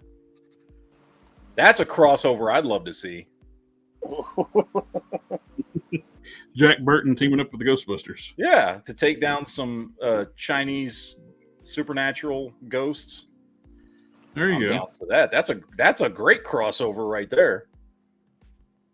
You know what? There was a crossover that was supposed to come out. They were there was a script treatment that had gone out, and I remember because it had gotten released, and they were in pre-production on it, and then it got dumped because I guess the studio said nobody wants to see this. I disagree. But about 4 years ago, they were in the middle on pre-production of doing a 21 Jump Street, those 2 movies, which I think are hilarious. I love those movies. A 21 Jump Street Men in Black crossover. Oh, yeah, I heard about that. And I so would have loved to have seen this just because how insane would that be? Like, I can't imagine two things that just don't seem to fit together so much that they might actually make a good team up. You know what I mean? I would love to have seen this. I wish they would have gone forward with this movie. I would have been there opening day to see. I got to see what the hell's going to happen here. Well, did you see the closing credits of part 2 of 22? Oh yeah, where it's like 33 Jump Street, 34 Jump Street, 35. Yeah. Yep. Sounds good. Here, come give me a hug. Ooh. Working on painting this whole kid. Getting the base coat. I need to let it set for a little bit then dry. Eric Harker, I am not dead. Oh, there you are. Wonder where you at. SDA says family. Family, family, family, family, family, family.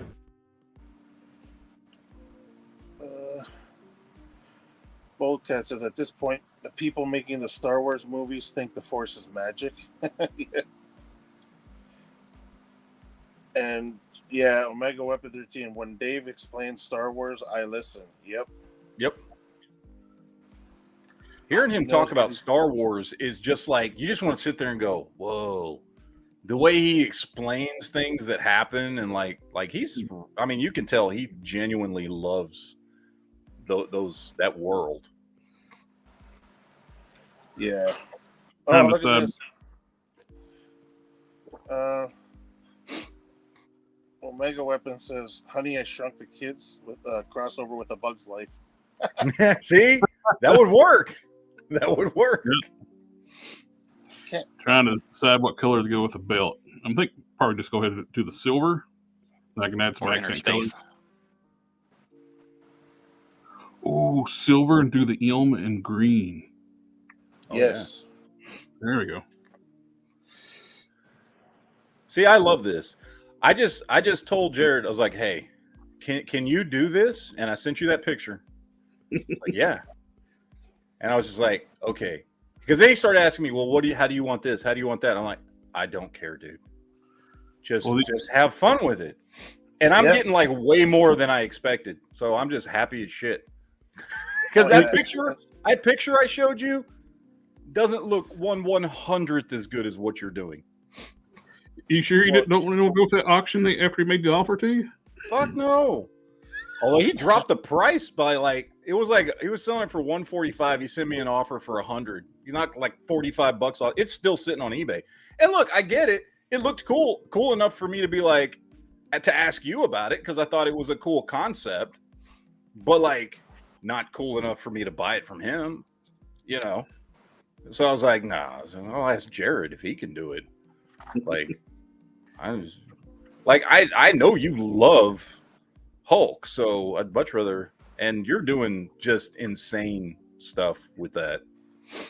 Like, I did not expect you to put that much work and effort into it, honestly.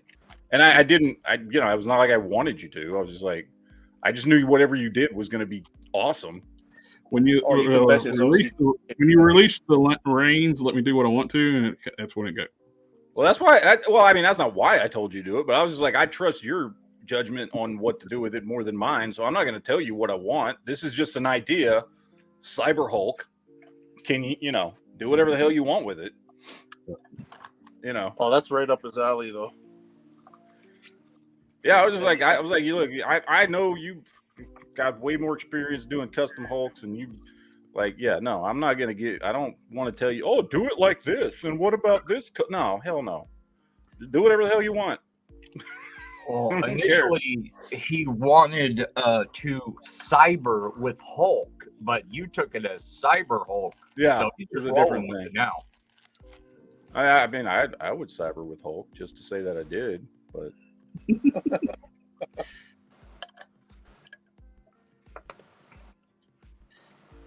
I think that doing the silver on the belt, the dry brush like method, with over top that purple is going to look really good, and add the green to the elm.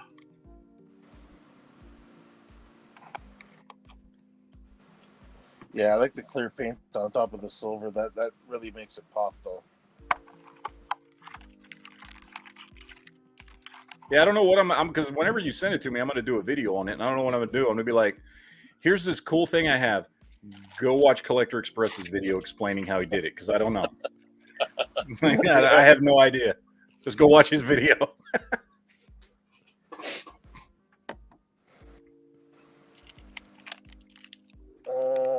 Bulkhead, almost done printing the V Rapture from RenderBoy 3D right now. I have Ghost Rider sitting on it. Nice.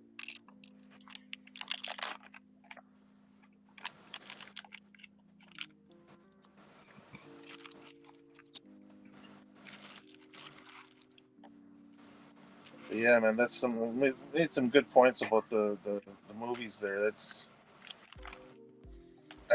I saw a list of how to watch all of Star Wars that's been released right now, and it's funny how some of the seasons of certain animated series go between movies, and it's just such a weird way to watch it. Those traditional animated Clone Wars animated movies that Cartoon Network put out. Yeah, I never watched those. They make the prequels make more sense they basically in between each movie, there's an animated movie. Yeah. And so Even it the makes old Ewok series. You remember the old Ewoks cartoon? That plays a I big do, part yeah. of the lineup too. because they introduced Grievous in the animated movie before they show Grievous, That's right. and I heard that. it explains why he wheezes too. He was hunting and fighting Jedi. Then Mace Windu showed up and just fucked him up. The Yeah. Tarkovsky animated series. Yep. Shit's great. Windu, when Grievous was escaping, crushed Grievous's ribcage with the Force. It's almost like they should have sent Windu to take out Grievous instead of Obi-Wan. Yeah. Because Grievous was not a match for Windu. No, definitely not. Windu was basically equivalent to 10 regular Jedi. Well, I don't know if we had this discussion, but was Palpatine just playing around by pretending that Windu had him beat just so Anakin can do his thing? Actually, I saw a video breakdown explaining the fight, and it shows Windu whipped his ass. It wasn't a fake. At the same, well, Lucas has said both ways. He alluded to first that Windu actually beat him. And then he said later on that he's like, I don't know. Maybe he did. Like, okay, man, you're changing your mind whenever you just feel like it at this point. So no one actually knows. You know why? Is the answer. No, you know When why? you watch when I watched that breakdown video, it made sense too. It's like, why did Windu break the window? It was to throw off Palpatine's force powers. He was actually changed part of his focus on his powers to keep from falling, so he couldn't use his full force. Windu was actually fighting him. Did that on purpose to throw Palpatine off balance. Yeah, you know what I was saying? That you know why I think Windu actually did beat him is because as much as people would like to say that Palpatine did that only so that Anakin can strike down Windu and basically complete his crossover there. I don't agree with that because you know what? You really think somebody would let themselves get that deformed looking? You know what I mean? And make themselves put themselves through all that shit. Just look what happened to his face. You think he would have done that? No, he lost the fight. You know what I mean? No, he already looked pretty fucked up. Like he used the dark side to make himself look not as jacked as he was. Because the dark side had corrupted him to a degree to where his eyes were screwed up already. He had Sith eyes, he had veins, he was super pale.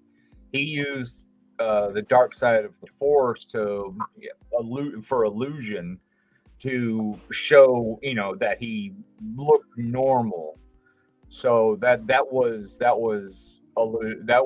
shown, that was written about in books. I don't know what.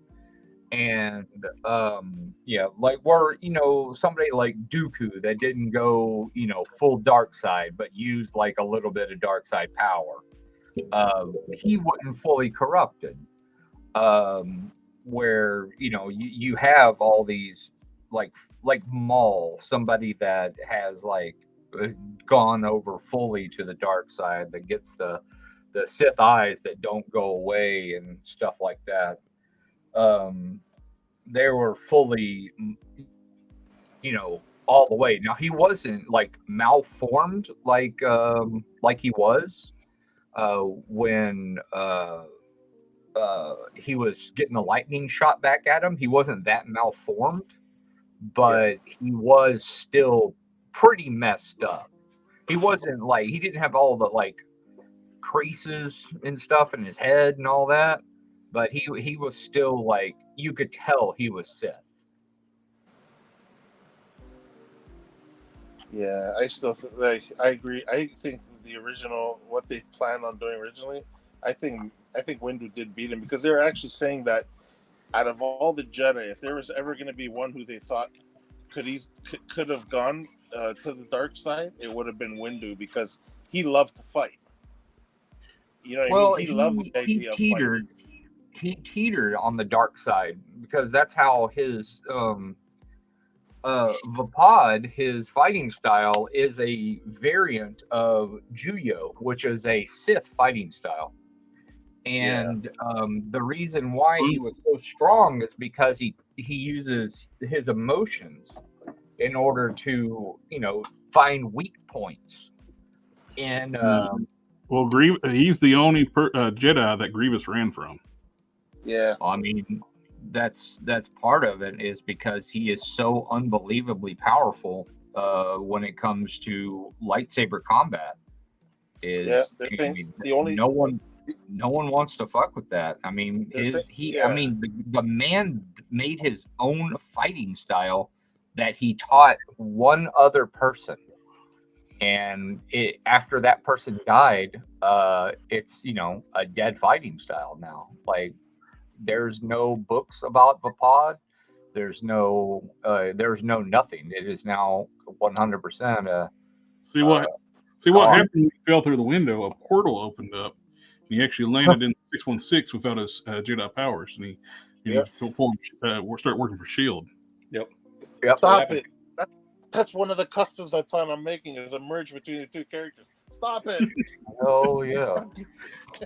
I saw a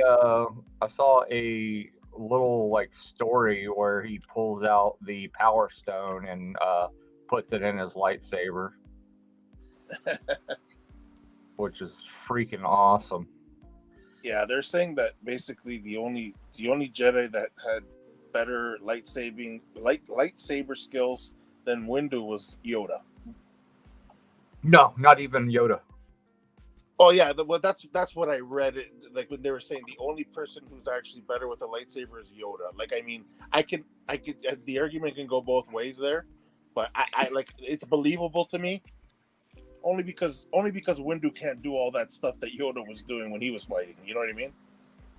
I actually hate it when they made Yoda like a jumping around like a ninja flip flop. I always thought Yoda was more force power. He's tapping into the force heavily to do what he's doing. Well, I mean, instead of just flipping around, he doesn't need to do that. He's got enough power in the force. Well, that's Yoda's fighting style that he learned when he was younger, which is Form 4 Ataru. And as he's gotten older, he doesn't use other fighting styles because that's what he was best at, was Ataru. So he just now uses the force in order to be able to maneuver like that and still be able to use Ataru. Ataru is pretty strong against say Count Dooku's Form 2 Makashi, which is the duelist fighting style, which is exactly is like the counter to most lightsaber fighting styles, other than one that's like highly aggressive, like Vapad or a Juyo, or say Anakin Skywalker when he used power strikes from the Jin So or Xian from when he cut his freaking hands off, beheaded him. I'm going to say something controversial. I think the only character we saw in all of the prequels or Clone Wars that could have potentially beat Mace Windu is Dooku. His fighting style was superior, and Mace Windu's fighting style relied on the other person using dark side techniques and powers against them, which Dooku didn't use unless he busted out his lightning fingers, his force lightning. The problem with that is speed. Mace Windu's way faster than Dooku. I mean, but most people were. Dooku's technique was the superior fighting style to everything else everybody did. And the one thing that Mace Windu had an issue with when it came to Palpatine was his Force lightning. That was the one thing that caught Mace Windu off guard, which is the one Dark Force power we know Dooku wields well. It's the only Dark Force power he uses. If he can hit him. If he can hit Maybe. him. But I'm just saying, and I'm not saying it's for sure, I'm just saying the only person we see in the prequels or Clone Wars that has any potential to beat Mace Windu is Dooku. Nobody else could. Not Palpatine, not Anakin, not Obi-Wan, not Qui-Gon. Nobody else could beat Mace Windu except potentially Dooku. Qui-Gon was his Padawan. Yeah. So, I would say he would have to be able to hit him. And then also he would have to beat Windu. He would have to beat Windu's weak point calculation, because that's another one of his Force powers. It's very unique. Well, there are Force powers that was only ever showed one time, and debatably like one of the worst Star Wars movies. Were, remember in like a Phantom Menace, Obi-Wan and Qui-Gon used the Force to give themselves super speed. Yeah. Well, that's what when Mace Windu's, when he fights, he's moving at that speed. That's part of Vapad. That's part of Juyo as well. Like if you master Juyo, which Palpatine had mastered Juyo, which is when in the novelization, that's when it says that Anakin Skywalker was watching them fight. It was like he was watching a blur, is what it said. And it was only when they stopped to talk to Anakin that he was able to strike at Mace's hand.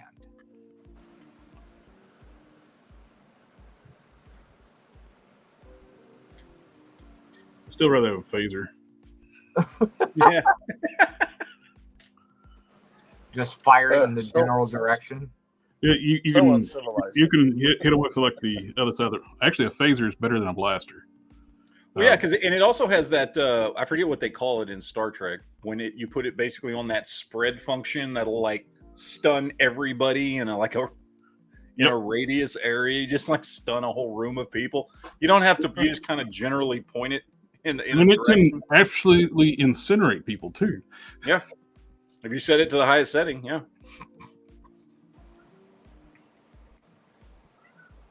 Plus, you can actually be on like several hundred yards away and shoot people with it.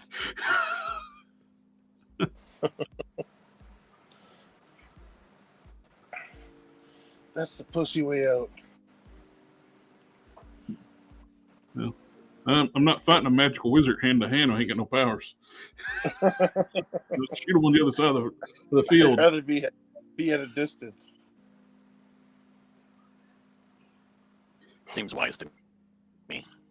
Yeah. Oh, by the way, we got we can beam through their field, their primitive shields, Captain. Yeah. Right. They have an outdated power core. Target the power core. Boom.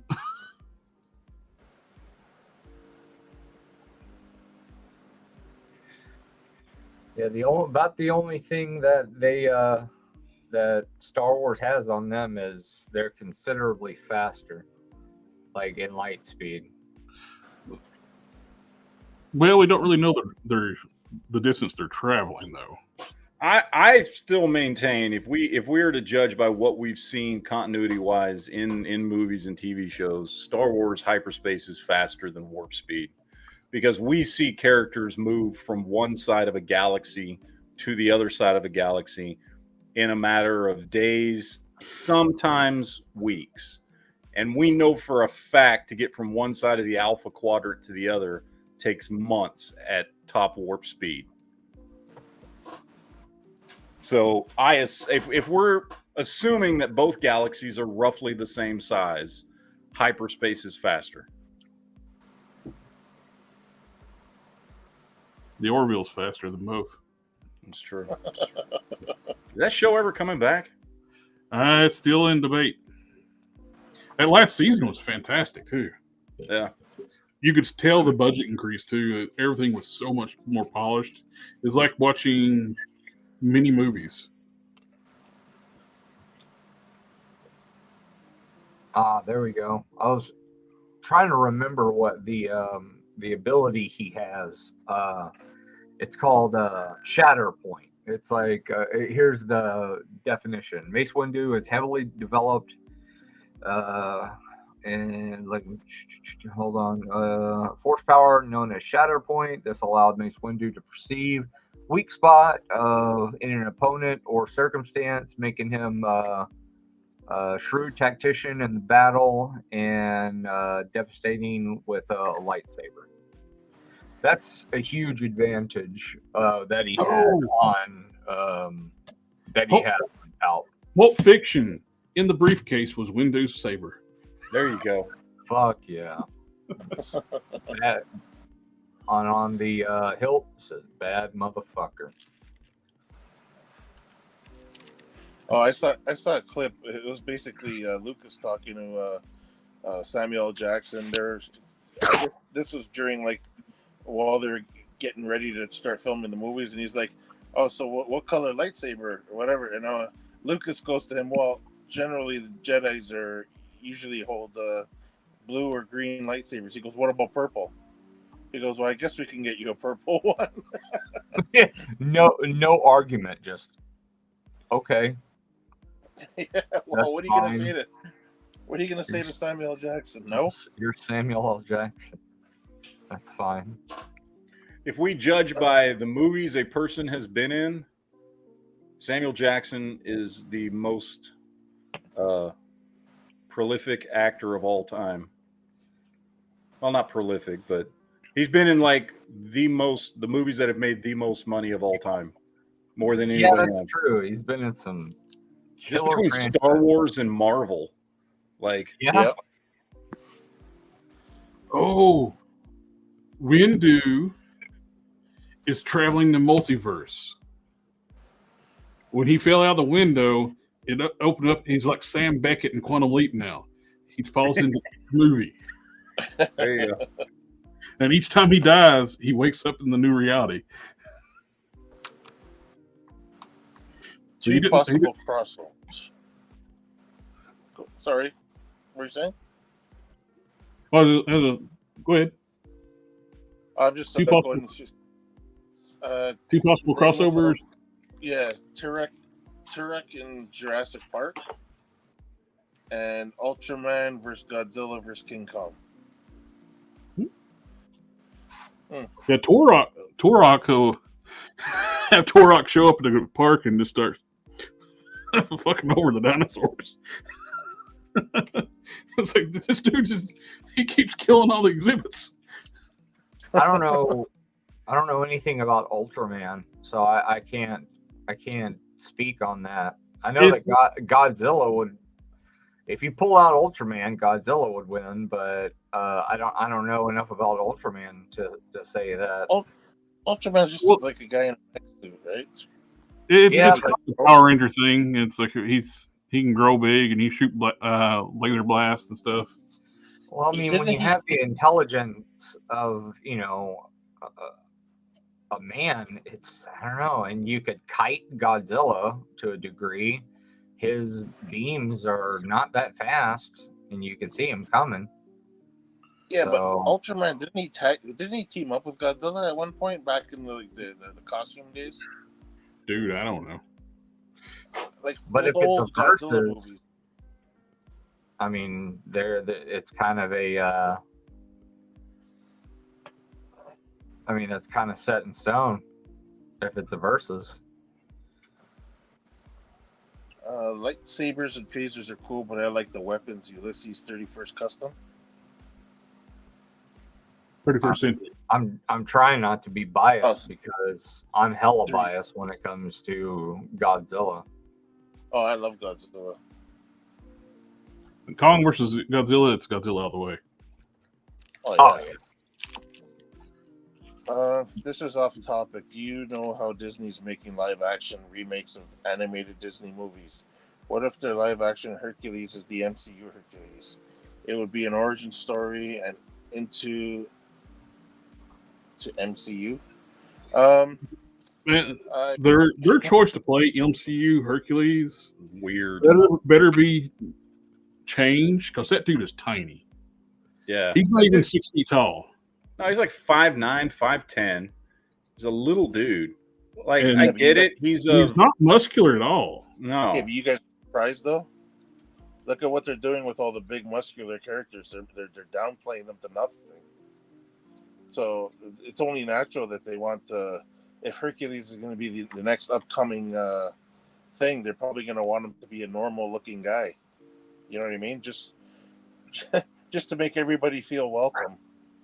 It's going to be like a throwback to the Hercules legendary journeys. Remember, every time somebody new would meet Hercules, they'd always go, "I thought you'd be bigger." It was like a rolling joke in the show. Even though Kevin Sorbo was a big dude, he's like 6'4". Yeah, he was a big dude, but I guess he wasn't like what people thought of as Hercules big, right? Yeah. So that was kind of the joke in the show. This is way worse.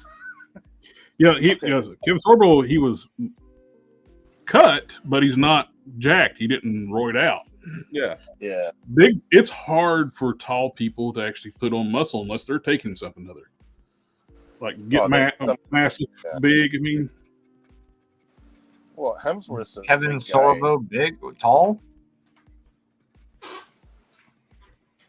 Yeah, Sorbo was pretty tall dude. He was pretty wide too. Tall dude. Was it? I mean, he was big. Like, don't get me. Like, he was a big guy. He was tall. He obviously worked out a lot. He was a big dude. Oh yeah.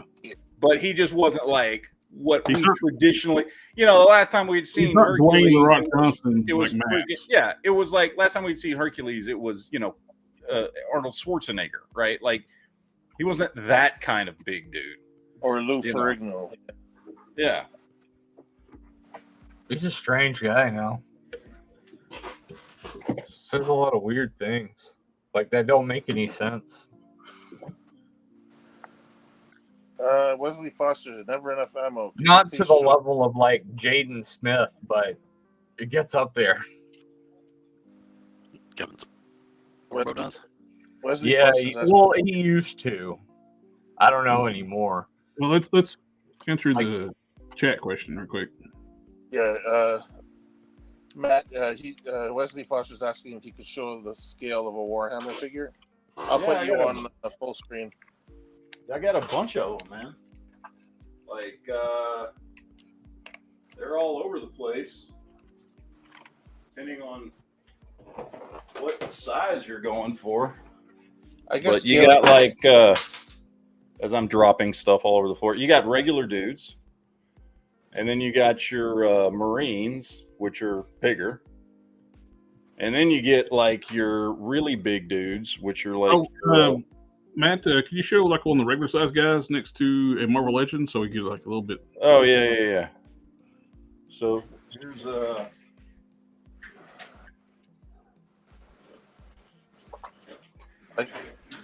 here's Captain America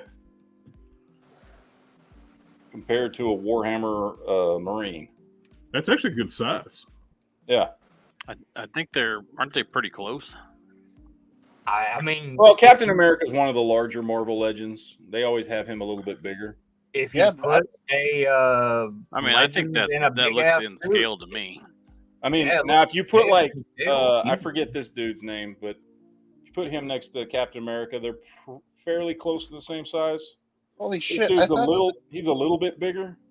I thought that these would have been 7-inch scale because they are 7-inch scale. Okay, let me get somebody who's not Captain America. Here's Longshot. He's not Captain America size. Okay, Captain America's a bigger figure. All right, so here's Longshot. Yeah, that still looks close to a 6.5-inch scale to me. Yeah. But then if you take this dude and compare him to, I don't know, grab any one of my, here's Batfleck. Yeah. So Warhammer looks like its own scale. Yeah, it's they're slightly smaller until you get into like the Ultramarines, and then these guys are just bigger. But to me, it looks like if you put them in a big ass suit of armor, this is how big they would be. Yeah, that's how big they'd be. Yeah. Oh wow! So see, McFarlane just proved that he could do 6-inch scale figures. He can. Oh man! Speaking of 6.5. McFarlane, I talked to my buddy Brian Williams that works for Hasbro. NBC News. I talked to my buddy Brian Williams that works for Hasbro, and he talked to Brad, a guy that got fired when he went over to that Todd fired when he went over to McFarlane. And Brad's getting his job back at Hasbro when they reopen hiring, supposedly. Because Brad worked for Hasbro, and they need people in the marketing department now because they're like really, really low staff. But anyway, so Brad says that the reason that the scale is all over the place with DC multiverse is because Todd McFarlane has no final say over how big the figures are. He does not have a final write-off at all. Like, period. Nothing. He gets no say-so. It's all every decision is made by DC, and it's just produced by McFarlane. That blows my mind. And he said, Brad said, just look at his other lines. Look at his Spawn. Look at his, look at anything else that's McFarlane, and you'll see that everything else is in scale with one another. It'll match up because that's the stuff that he has control over. He said, look at Warhammer, look at his own Spawn line, look at anything else. It's all in scale with the other figures. Just because that's what he has control over. So that was pretty shocking. Like, that made a whole lot of sense to me. His scale's all over the place. Like that Batfleck figure, for instance, is way too short compared to the Justice League Superman, right? He has no control over that.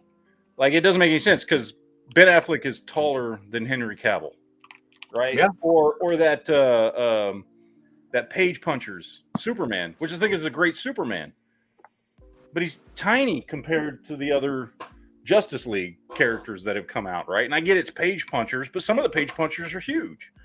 So it's weird, man. It doesn't. That Barbarian Batman's coming out in Page Punchers. Man, that would be a great for Conan. What's crazy? Now you have to say, not his fault. It's just not his fault. That's going to be my Conan for sure. I'm going to wait for that one. Just not his fault. It's all DC's fault. Yeah, that's a great looking figure though. But DC's all messed up. They screw it. They screw everything. You know what? They should have been smarter just to try to make a scale that they know we're collectors and we want things that actually scale with each other. Like, I mean, what's the hottest scale right now for most collectors? Because of all the stuff that we collect. Like, I mean, it's all 6-inch scale. Roughly 6.5 inch scale. But no, you want to go turn around and make the DC figures over 7-inch now. Like, I don't know. Well, that was definitely Todd's idea to go 7. Like, That's his scale. Yeah. That's on. Yeah, that part is definitely on him. But yeah, he has no control over anything that's multiverse. He did have control over the first run, and people hated it. So basically, they gave him another go. They're like, okay, you need to Sector 2813 made a put a point. It's like at Harker, believable DC Directs never scaled with their own line, with the Yep. exception of animated line. Yeah. I mean, that pretty much shows right there. I mean, that they just, I don't know, that they don't really care about the scaling of their final product going out. They just want the product out. And it's not really about the fans, it's about the dollar, the bottom dollar. And they see that people are buying it anyway. So Did anybody just picture in their head Vince McMahon and that it's all about the money? Yeah. It's I mean, when Todd did that second run of everything that lined up really good, with the Batman Who Laughs, all those are in scale pretty well. And then Brad got canned after that because he had no point to have him there, because apparently now that Brad's not under an NDA anymore, he said that the reason why he got fired is because DC took over and eliminated his spot. So when DC took back over after Todd made that successful run with all the what is it called? It's not Death Metal. It was the one before that, the Batman Who Laughs run, whatever that run was called. Stuff I wasn't interested in. That's what I called it. Well, all that crap. Whenever that went out, it was just, they went, oh, that's selling, and that's what we told them to make. So we can just decide on our own what we want him to make. We don't need all these other people making decisions. So they they told him to get rid of all these other people that were making decisions, and then so he had to cut.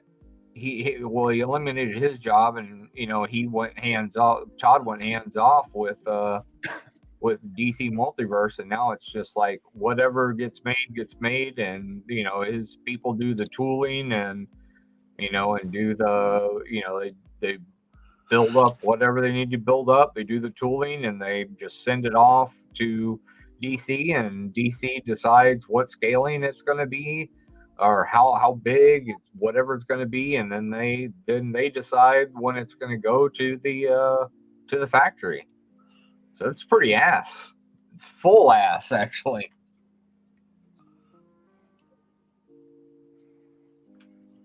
Yeah, I blamed everything on Todd for a while.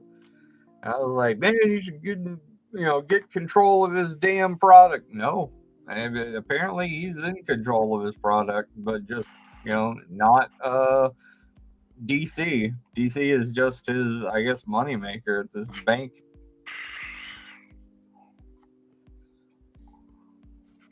It's just too bad he's not selling any Spawn stuff. Yeah, the Spawn stuff's great, but it just don't sell. Yeah, they don't sell at all. If he actually make his movie, maybe it would. I thought he gave up and he's going animated. Who knows? Yeah, now because of Matt and Jared, now I have to go spend $50 on an Overkill figure. Nah, they're on sale, man. Go to Entertainment Earth. They're like $24.99. I'm in Canada. Oh, never Nothing's mind. on sale for me. That's true. Yeah, and if you bought one over here, it'd be like $50 to ship it to you. Yeah, pretty much. Oh, I got the Build-A-Horse wave, the Dark Knight wave from McFarlane. Got it for $50 off Chosen Prime. Oh, nice. All 4 The figures. entire wave. Pretty good. That's a good wave, and that horse is just as good as anything that Mythic Legions or Four Horsemen had done. You were breaking up, Kanan. Can you hear me? It's been garbage today. Yeah,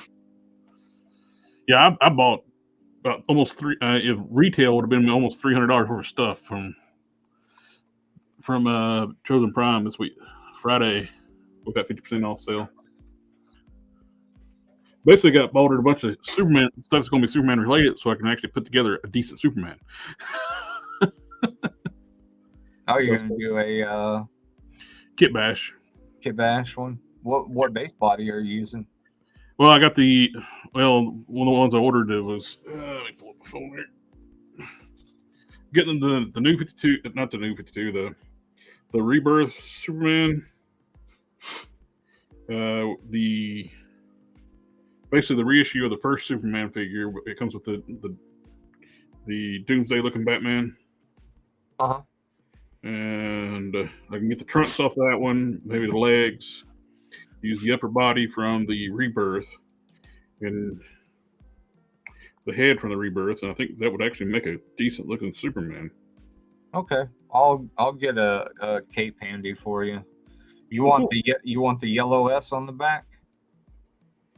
Yeah. Okay, I'll take care of it for you. Thank you. Oh, I also got the Infected Superman too. That way I can do I got an extra Bizarro still in the box, and I like the colors on that Infected Superman for Bizarro. Oh, nice. So I can actually, the S's are interchangeable. I can actually take the S out of the Infected Superman one and put the Bizarro S. I don't have that color, or I would knock one of those out for you. I never picked up that color because it was never a it was never a desired cape, so I just never did. So I got the Rebirth Superman, the Infected Superman, Superman versus Earth 1 Doomsday Batman, Swamp Thing. That Swamp Thing is freaking awesome. I got the one without the horns too. The horns one I think was GameStop exclusive. Yep. I wasn't really all about the horns. I like the regular head on it. And I got the Dark Knight Wave bundle set, Build-A-Horse. That horse looks nice. It is good. The subtotal was $234 minus $117.48. Total $117. My Canadian ears are hurting.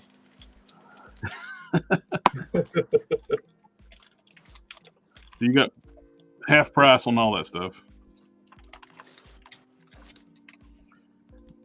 Then you take the even sting a little more when you buy stuff like that. You go to pay. I'll pay with PayPal, and I paid in 4.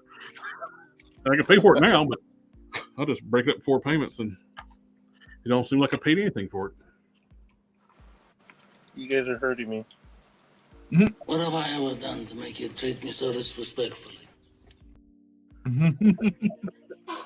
All right, guys, I got to head out. It is bedtime for me. Monday is my early day. Well, thanks for stopping by. It's like you watch me mostly do work on your hole. Yeah, I know. Sitting here getting excited. I'll send you some pictures on Messenger that we're talking about. Yeah, hit me up whenever. Cool. Yeah, it's cool nerding out with Star Wars with you.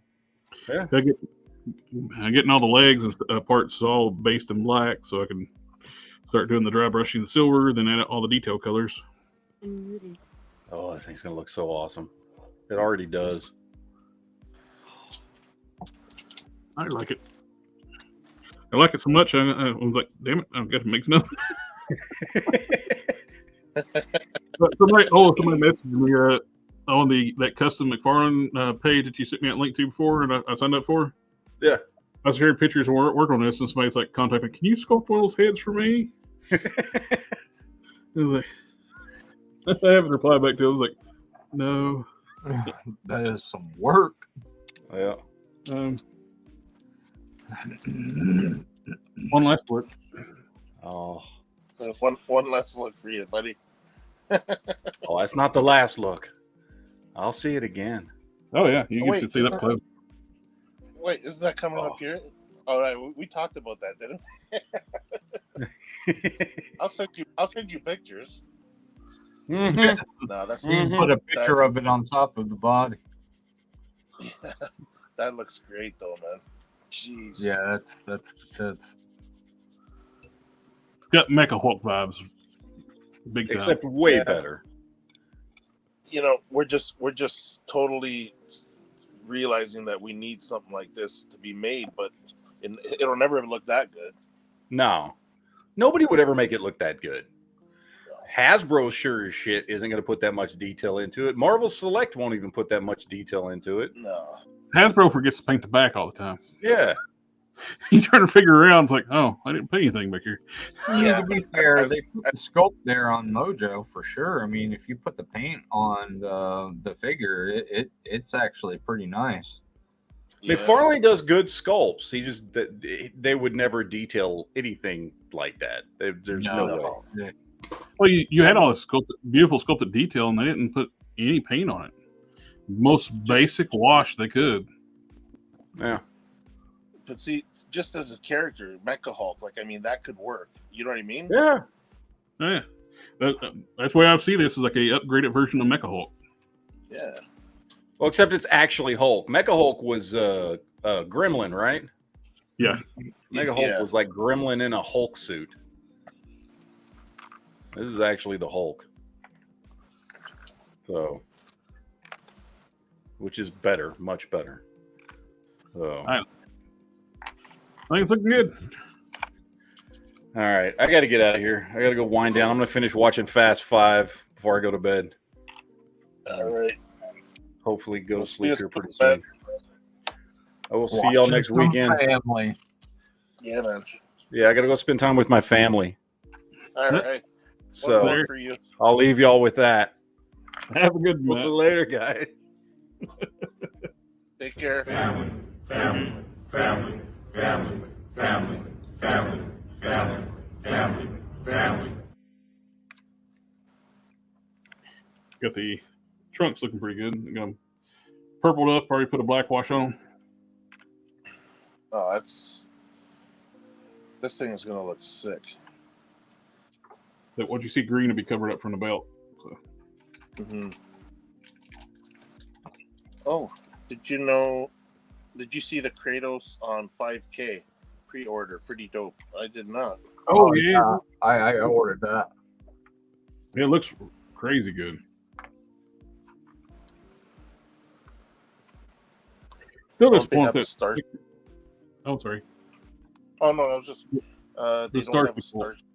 No, not that I know of. Well, it's the previous comic just ended. They actually had it's called the Starship Hulk. Yeah.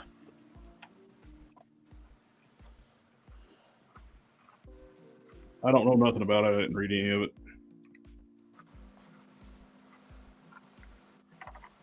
Yeah, it's basically banners controlling the Hulk like a spaceship. I don't know. Yeah. Okay. Dumb.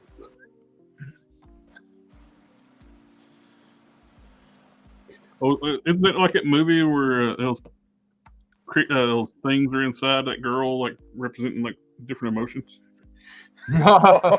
Inside Out? There you go. Yeah, I think that's it.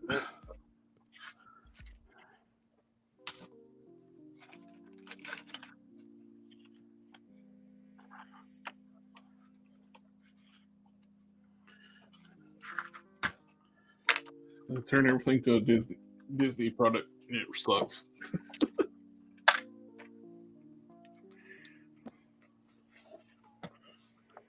We're gonna dribble out the base of this head real quick.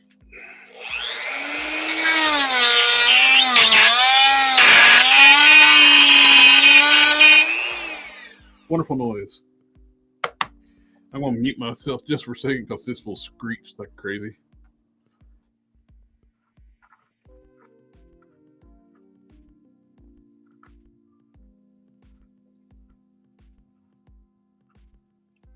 Does that mean I have to talk? Yep. Darn it. I don't know.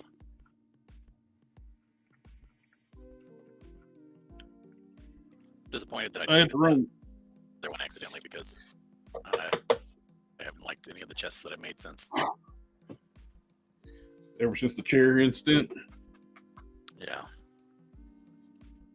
It's depressing. Ah, crap. I drilled it out too much. Now it sits too low. Does the head sit low? Do do do do do do do do do do do do.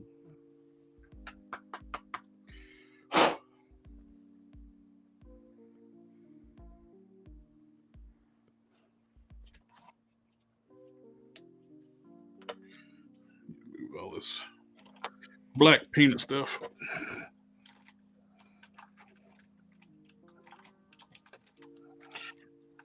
You know what this head reminds me of? I got looking at it. That you did, Ken? What's that? The what you call it? Indestructible Hulk. During that run, we wore armored plates and stuff. Oh yeah, I remember that. The series when Bruce made Tony feel like a moron.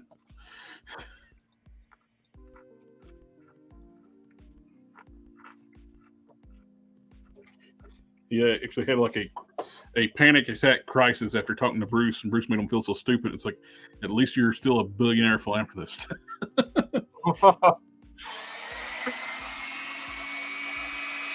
Fair enough.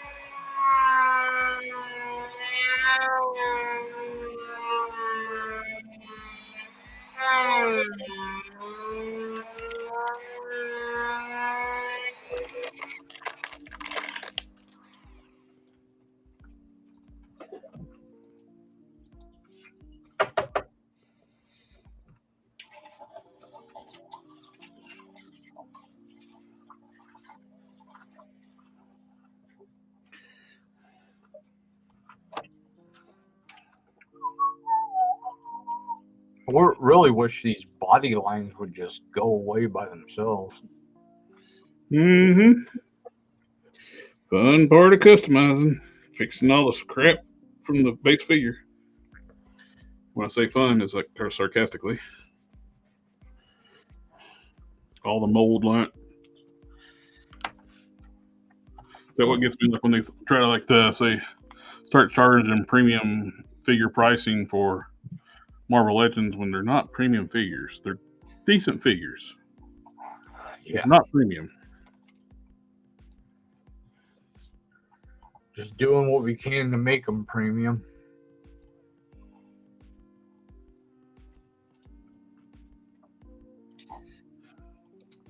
Yeah, I got the Power Girl and review station ready to go. I meant to already have her done, but Back. oh, there you are. I thought you were still there and you were gone.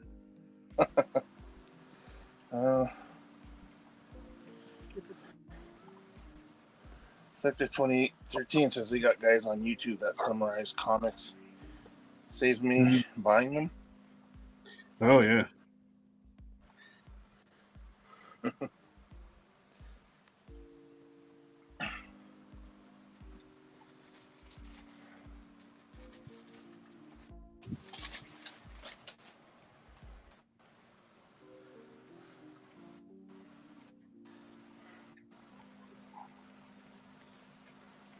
green stuff.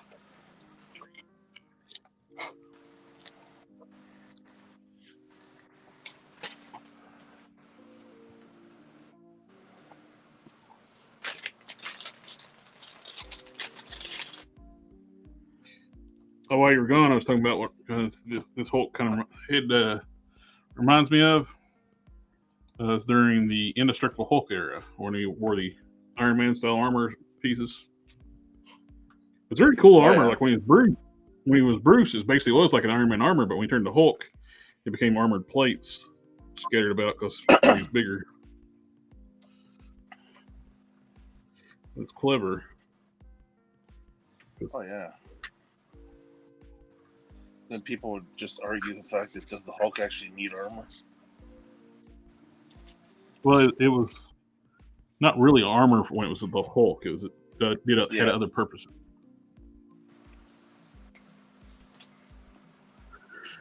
Well, here's the question. Just because you can get beat the crap out of. If you can avoid getting the crap out of you, beaten out of you, wouldn't you prefer not to have to feel the pain? This is true. But if it makes you stronger,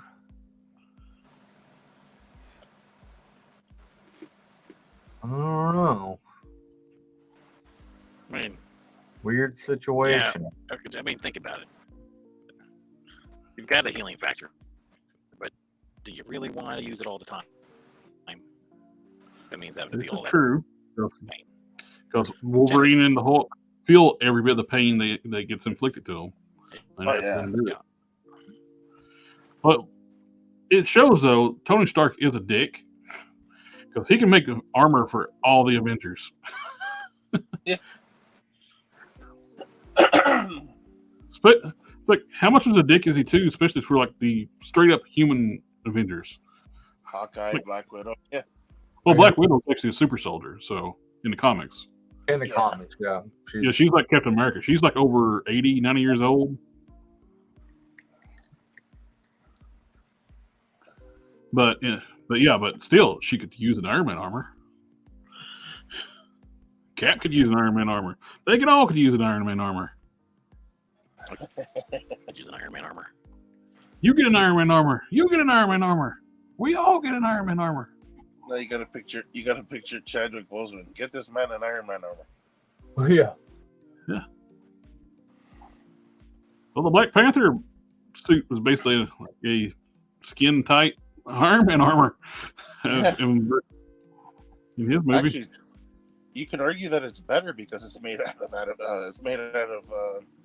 vibranium, right? Vibranium. Yeah. And has kinetic shielding.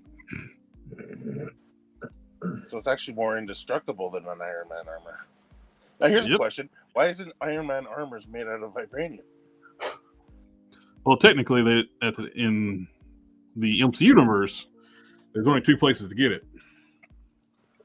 Wakanda and wherever Namor was from.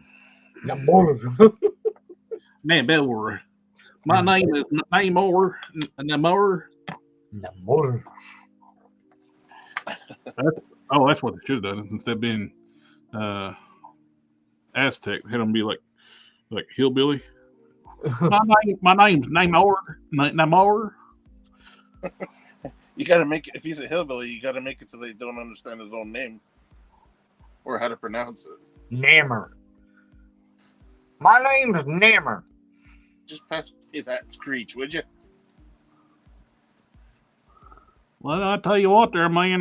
They go, man. We going on there, going that damn man over in Atlantis, man. We're going to try to get everybody, man. That they go, man. No. Yeah. The most realistic universe for superheroes is The Boys. You know what? It kind of does show what a speedster goes through. Like right off the bat, right at the beginning of season 1. Like, if a speedster isn't 100% careful, you know how many people he could take out just by running across the street? Yeah, I mean, look at The Boys. That's what. Yeah, That's that's what what. Yeah, the most realistic universe for superheroes is The Boys. But yeah.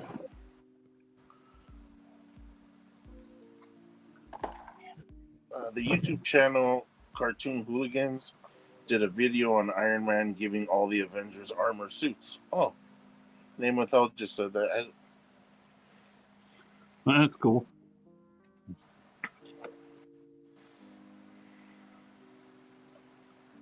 Oh.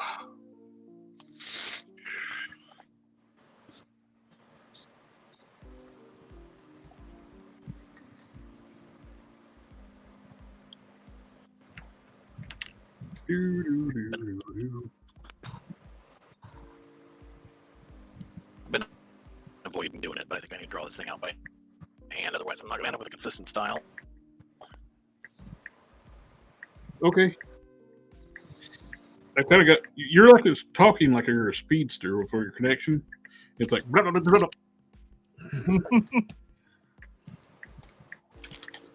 It's like you're John Mama with the fastest talker in the world, which is what you kind of sound like right now. Micro machine dude. That's weird. Yep. Blur from Transformers too. Yeah. Yeah, it's just my internet connection's weird today. It has your like voice when you talk. Sound like it's in a faster like speed.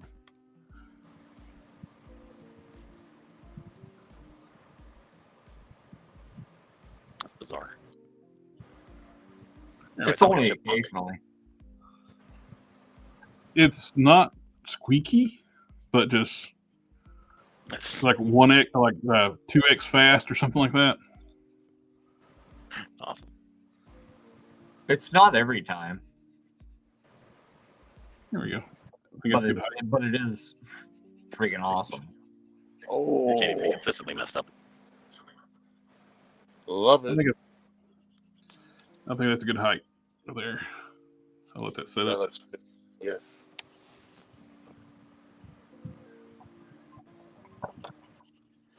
All right. I recognize that head. Oh, what's going on? What is going on with that floor panel? Oh, it's your chair panel. It's like, what? Am I losing my mind? It's like, we got 4 panels, multiple panels. Yeah, I was looking at what you were showing off. Otherwise, I can't see anything. Oh, I'm right back. Alpha Proto says it looks like the Edward Norton Hulk. Yep, that's what it is. Box of Cannon sculpted this for was successful.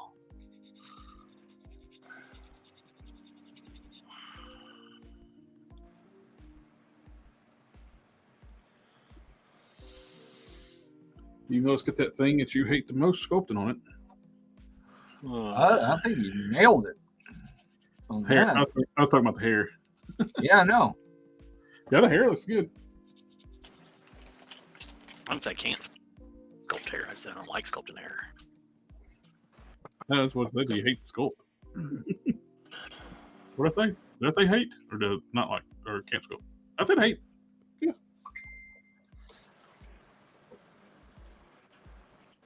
Well, you're getting good at it.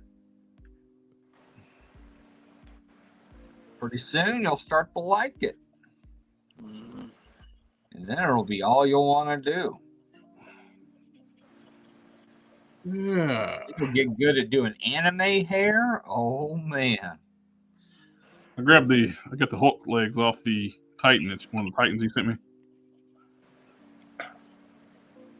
Thinking, what can I do to use these?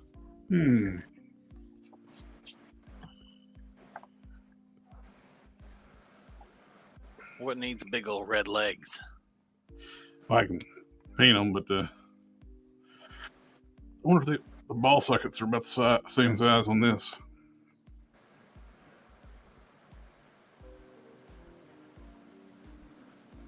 They're really long. Do they look weird though? I don't know. I have to do some grab some fodder out and test fit it.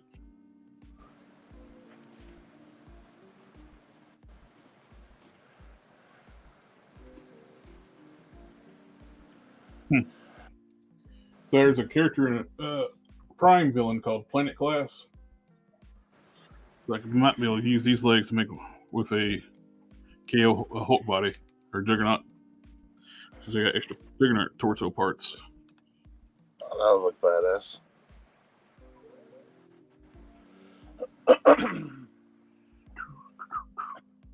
The actual shoe feet would actually work good for that. Yeah, I'm gonna have to draw this out. I'm stuck here, and I don't know what I want the stupid thing to look like. Yeah, you're at the point now where you need to sketch it out and get ideas. Yeah, I just need to. It'll go faster if I do it by hand, drawing it out, and then come to a decision on what I want it to look like. Because it's like this part looks like it was from one, and this part looks like it was from a different one. This doesn't look like it goes with either of those two. Got 3 different styles. I just need to. It takes long enough to sculpt it on Blender and I got to do it in different settings, and then I don't end up making it look consistent. Mm-hmm. Then I don't like it.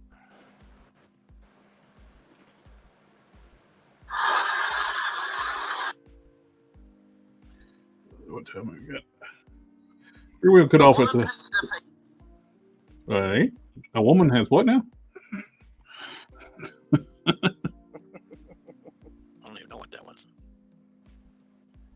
I know which one was glowing. It was Hulk Smash. But... I'm just skimming through Facebook here. Probably one of the reels.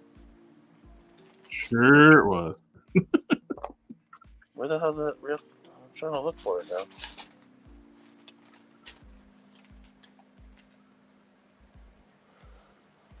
Oh, at Sector 2813 at Harker. Do you want to get rid of Tarna with her bird by Loose Collector? I got a new Aether Blade set of Gorgo and Attila. Not sure if you'd be in a swap. They're too small for my collection.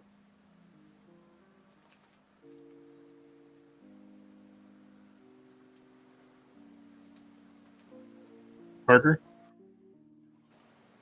Interested?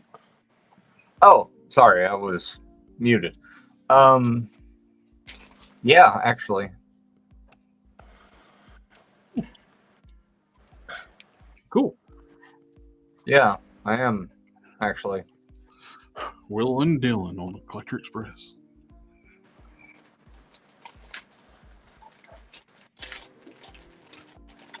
What do you mean by too small for your collection? They're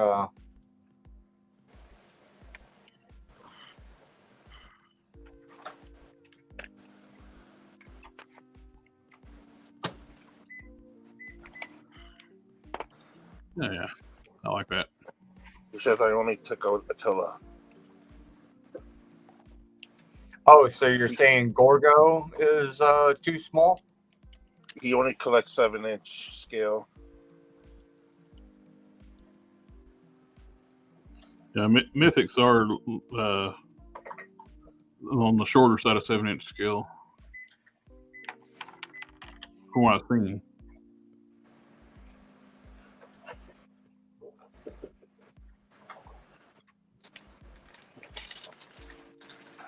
Sweet.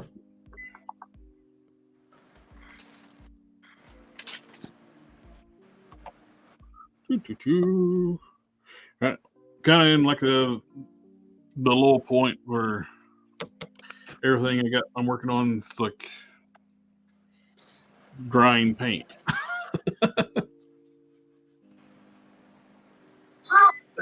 So are you saying that you want to trade both for Tarna and the bird?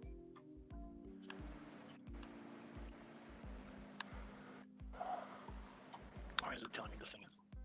Oh, okay. Yeah, absolutely. Yeah, hit me up on Instagram. We'll share details, and I'll get her packed up and and get you a tracking number.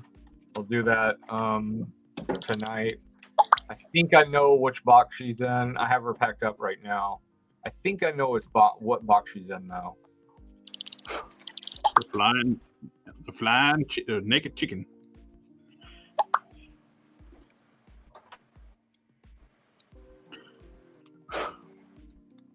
I just don't have a connection to heavy metal. I know a lot of people love that movie, but I know there's stuff I like people don't like, so it's totally understandable.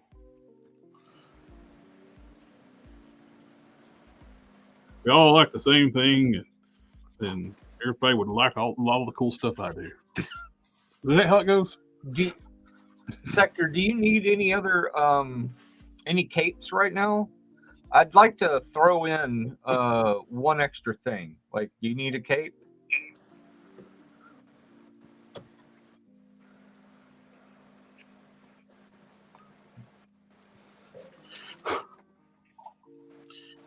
Oh, did you get a tracking number for your Mind Bender yet?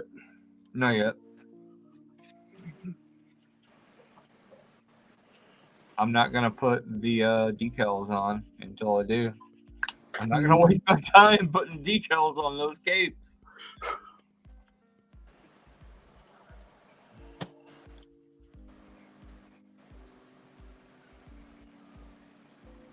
Oh, cool! You're doing the sketching on the screen. Let me see. Alpha Proto. I only have one Mythic Legion figure, the Goblin. I just wanted its head so I could cut it and make more for Toy Biz. More Lord of the Rings, Gimli. I got for $4 each from China. Oh, cool. I like the Silent Girl, but the movie is not my thing.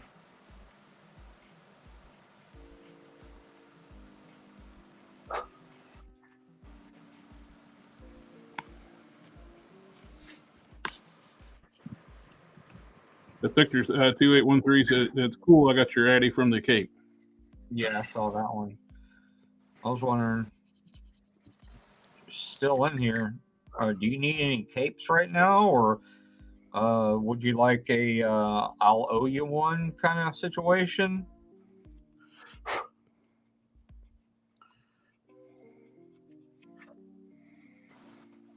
He says a Superman cape if it isn't too much trouble. Yeah, that's perfectly fine. What figure? There's so many Supermans. Well, Superman capes are pretty universal. Okay. What figure is it going on? Just anyway, as well.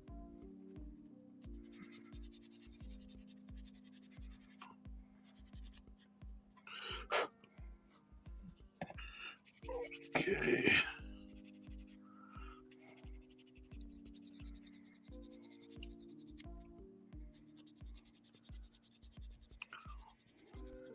No, I never saw. I didn't even know there was a sequel to Heavy Metal. Yeah, it's came out a few years ago, I think. Heavy Metal 2000, is that what it was? Oh, was it 2000? Damn, a few years ago was 3 years ago. All right, that's what I was asking. I wasn't saying that's definitely for sure when it was. That's probably it. I think I watched that a few years ago for the first time. That's what I'm thinking. I didn't like it. Yeah, remember? 2000, all the computers were going to explode. Oh, yeah.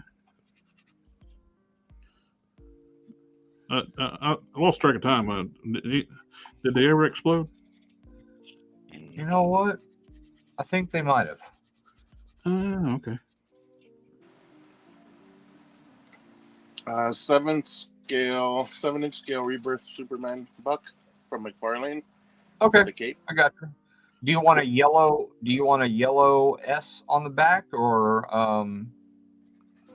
just blank?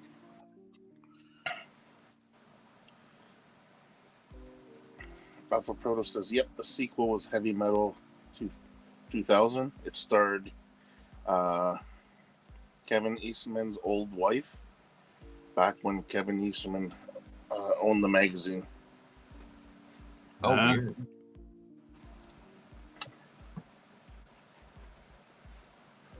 I said, like I know who you're talking about. I don't know. Yes, Okay, on the yellow S. I'll get that taken care of for you. Probably tomorrow.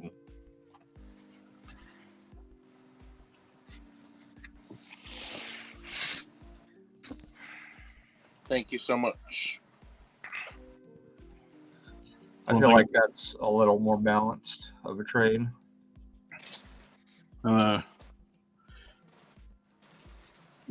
One thing you should do too after you, like I just did some more finish sanding over the where sculpt over the peg holes. You want to make sure before you start doing any more paint, you need to clean up your parts. Make sure you get all the dust off of it. You don't want grit in your paint. Good call. No grit, no crumbs. I really wish I had some epoxy sculpt, some black epoxy sculpt, but I don't have it, and I can't buy any right now. I'm almost willing just to wait, but then again, I don't want to either.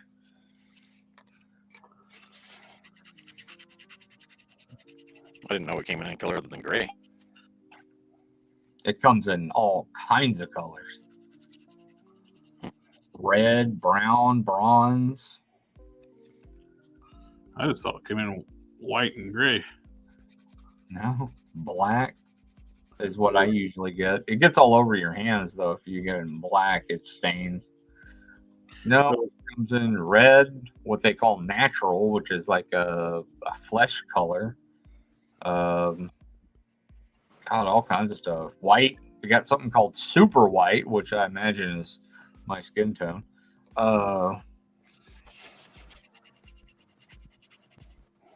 What else? I think it's browns, reds, all kinds of stuff.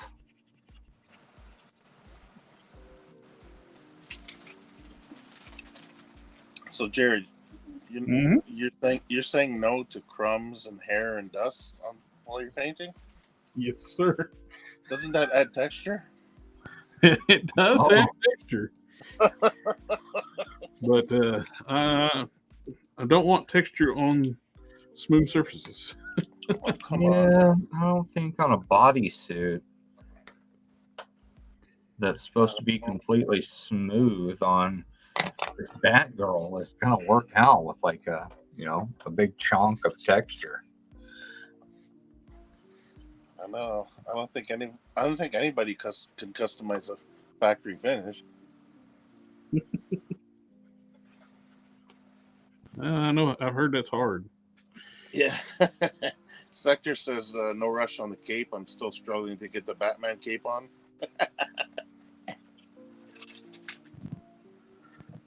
Yeah. Sometimes it's hard to get those cowl pieces off. Oh yeah. Plus, Batman booby traps his cowl, so be careful. Yeah. No kidding, eh? Are you talking about the '89 Batman cape, the stock one?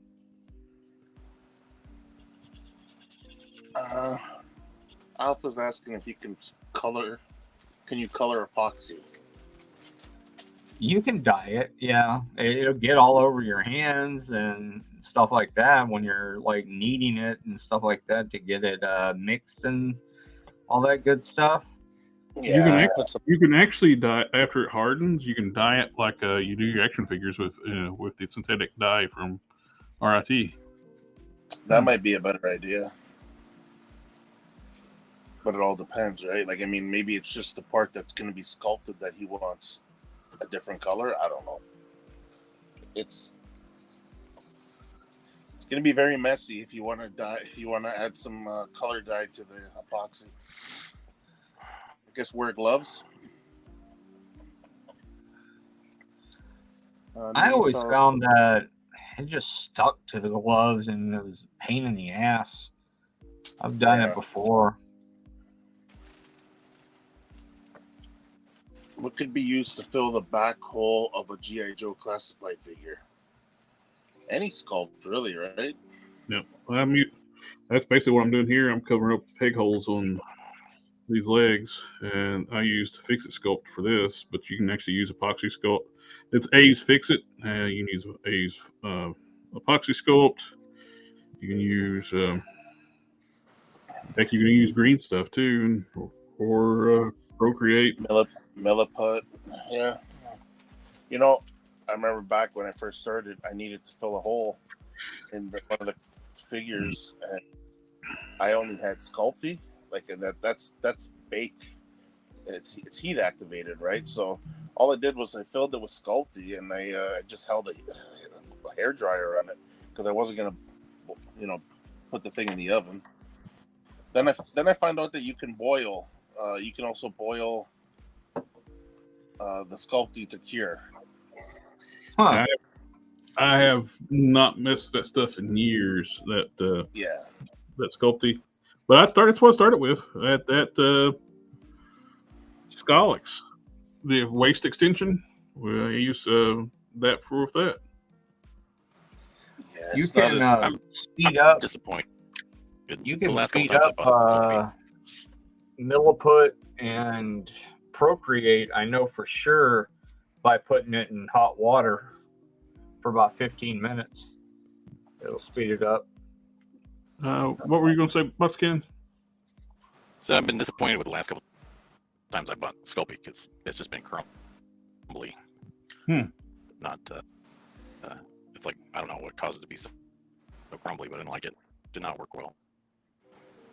I haven't touched it in years. I mean, well, ever since I bought 3 pounds of Fix It, and I haven't ever 15, 16 years ago or better, I have not bought any Fix It. The A's, whatever, well, not the Fix It, the Sculpty. Yeah. Yeah, the Sculpty. Well, I just last year messed around with the Sculpty Flex with my Sasquatch custom. That's the flexible sculpt that when it heats up, it turns into more of a rubber. I just find that fascinating, though. I found that the Citadel Evil Sun Scarlet works for a great primer for red colors. It covers really well with one coat. Mm-hmm. Then you can go back on. Then you can go back with the red you actually want over top of that. Oh yeah, yeah. Alpha Proto. That's exactly. I started baking the Sculpty with hot water instead of putting it in the oven. That way, it didn't damage the figure. Like if you, for example, like put sculpt on the. Add sculpt to like an action figure's head or like legs or arms, whatever. Throw it in a pot of boiling water. It'll cure the Sculpty just as well as baking it.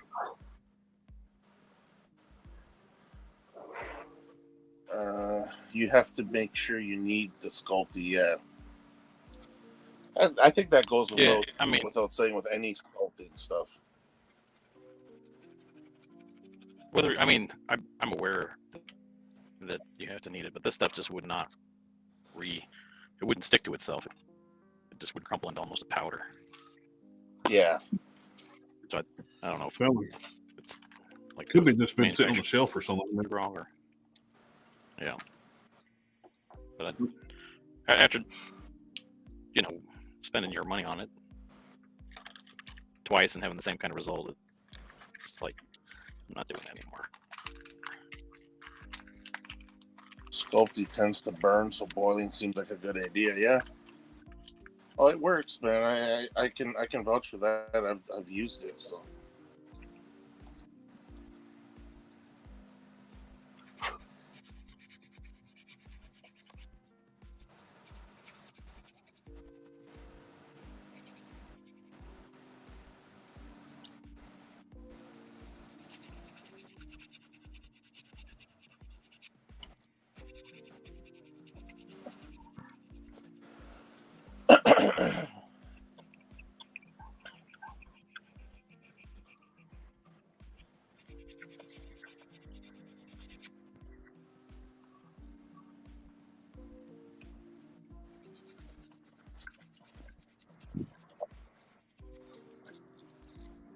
I don't know. That looks almost too like looks too techy for a GI Joe.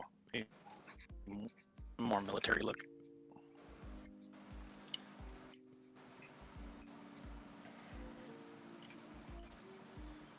I'm using the Hydra Stompers with my Joe display.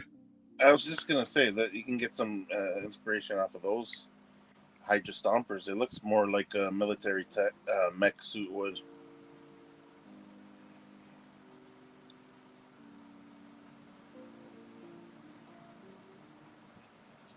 Those go on sale once in a while too. They've been showing up at Ross's. Really? How much? $13. What? I'll definitely take one if you see one. I've been trying to find them, but I go there, nowhere to be found. Ross's is like a shopping at a lottery store. Yeah, it's crap shit. Yeah. It's gambling. Yeah, it sounds like was it Winners and I'll pick you up a couple of little arcade boxes from Fortnite things to add to your pile.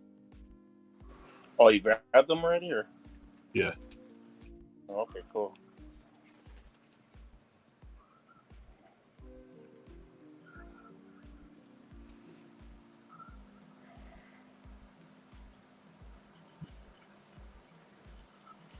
Yeah, let me know whenever you see scores like that again. I'll shoot you the cash via phone again. Mm-hmm. But yeah, I take a second Hydra Stomper at that price. Jeez. I would. At the price of $13, I would take a second. I would troop build that sucker if I saw a bunch of them. I would be ashamed. I never found them, guys. If I found them. I'm kidding. I totally would kill. You imagine he says, "Oh, I never found them," and then the next week when he's filming, you see about 20 of them standing on a shelf. No, I had those already. Yeah, I've had those for a long time. One's already customized.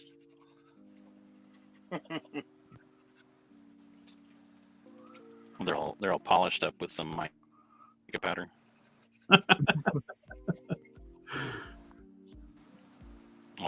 No, did those a while back.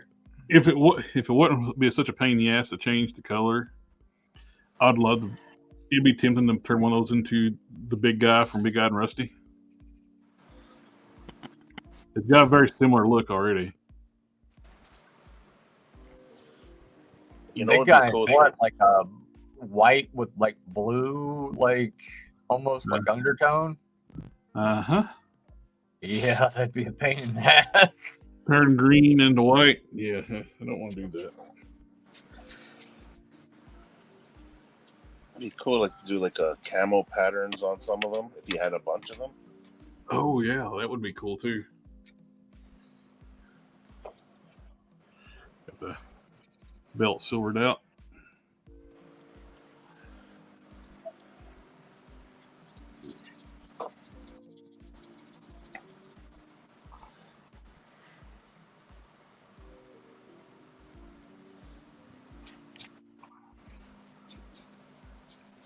Or Stripe. Yeah, Name Without's a Stripe from DC. Mm-hmm. Be another good candidate. You have the Build-A-Figure, don't you? Yep.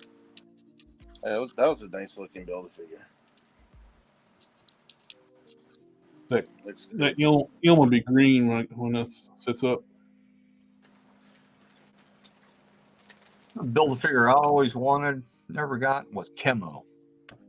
Oh yeah, I'm missing an arm and a leg for that. I got some parts of him. I never built them, and I wasn't interested. I wanted Giganta. I never got her. Yeah. So I got in the DCUC late, so I missed some like the really rare pieces. Well, you guys let me know the parts. I'll check which parts I have, and if you guys need the parts. For me, it's the whole ass bitch.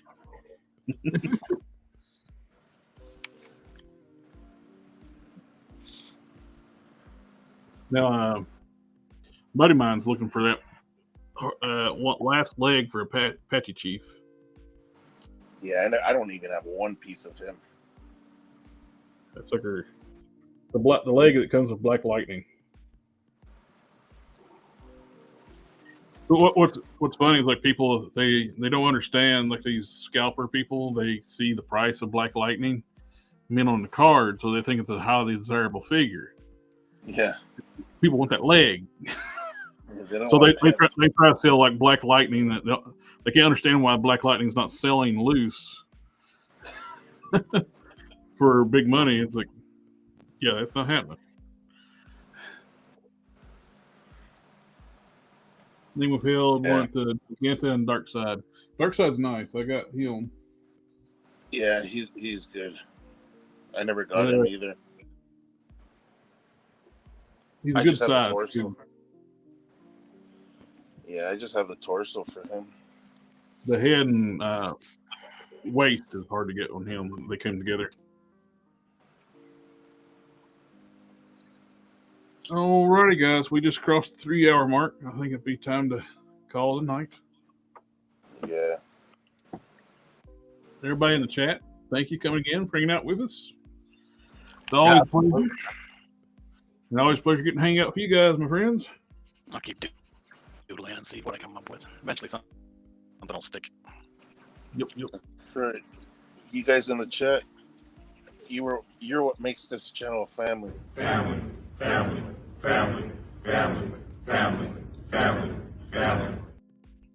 Oh, and speaking of family, if you have a discount code for the TeePublic store, not the Teespring, but TeePublic, you do family 30, you get 30% off.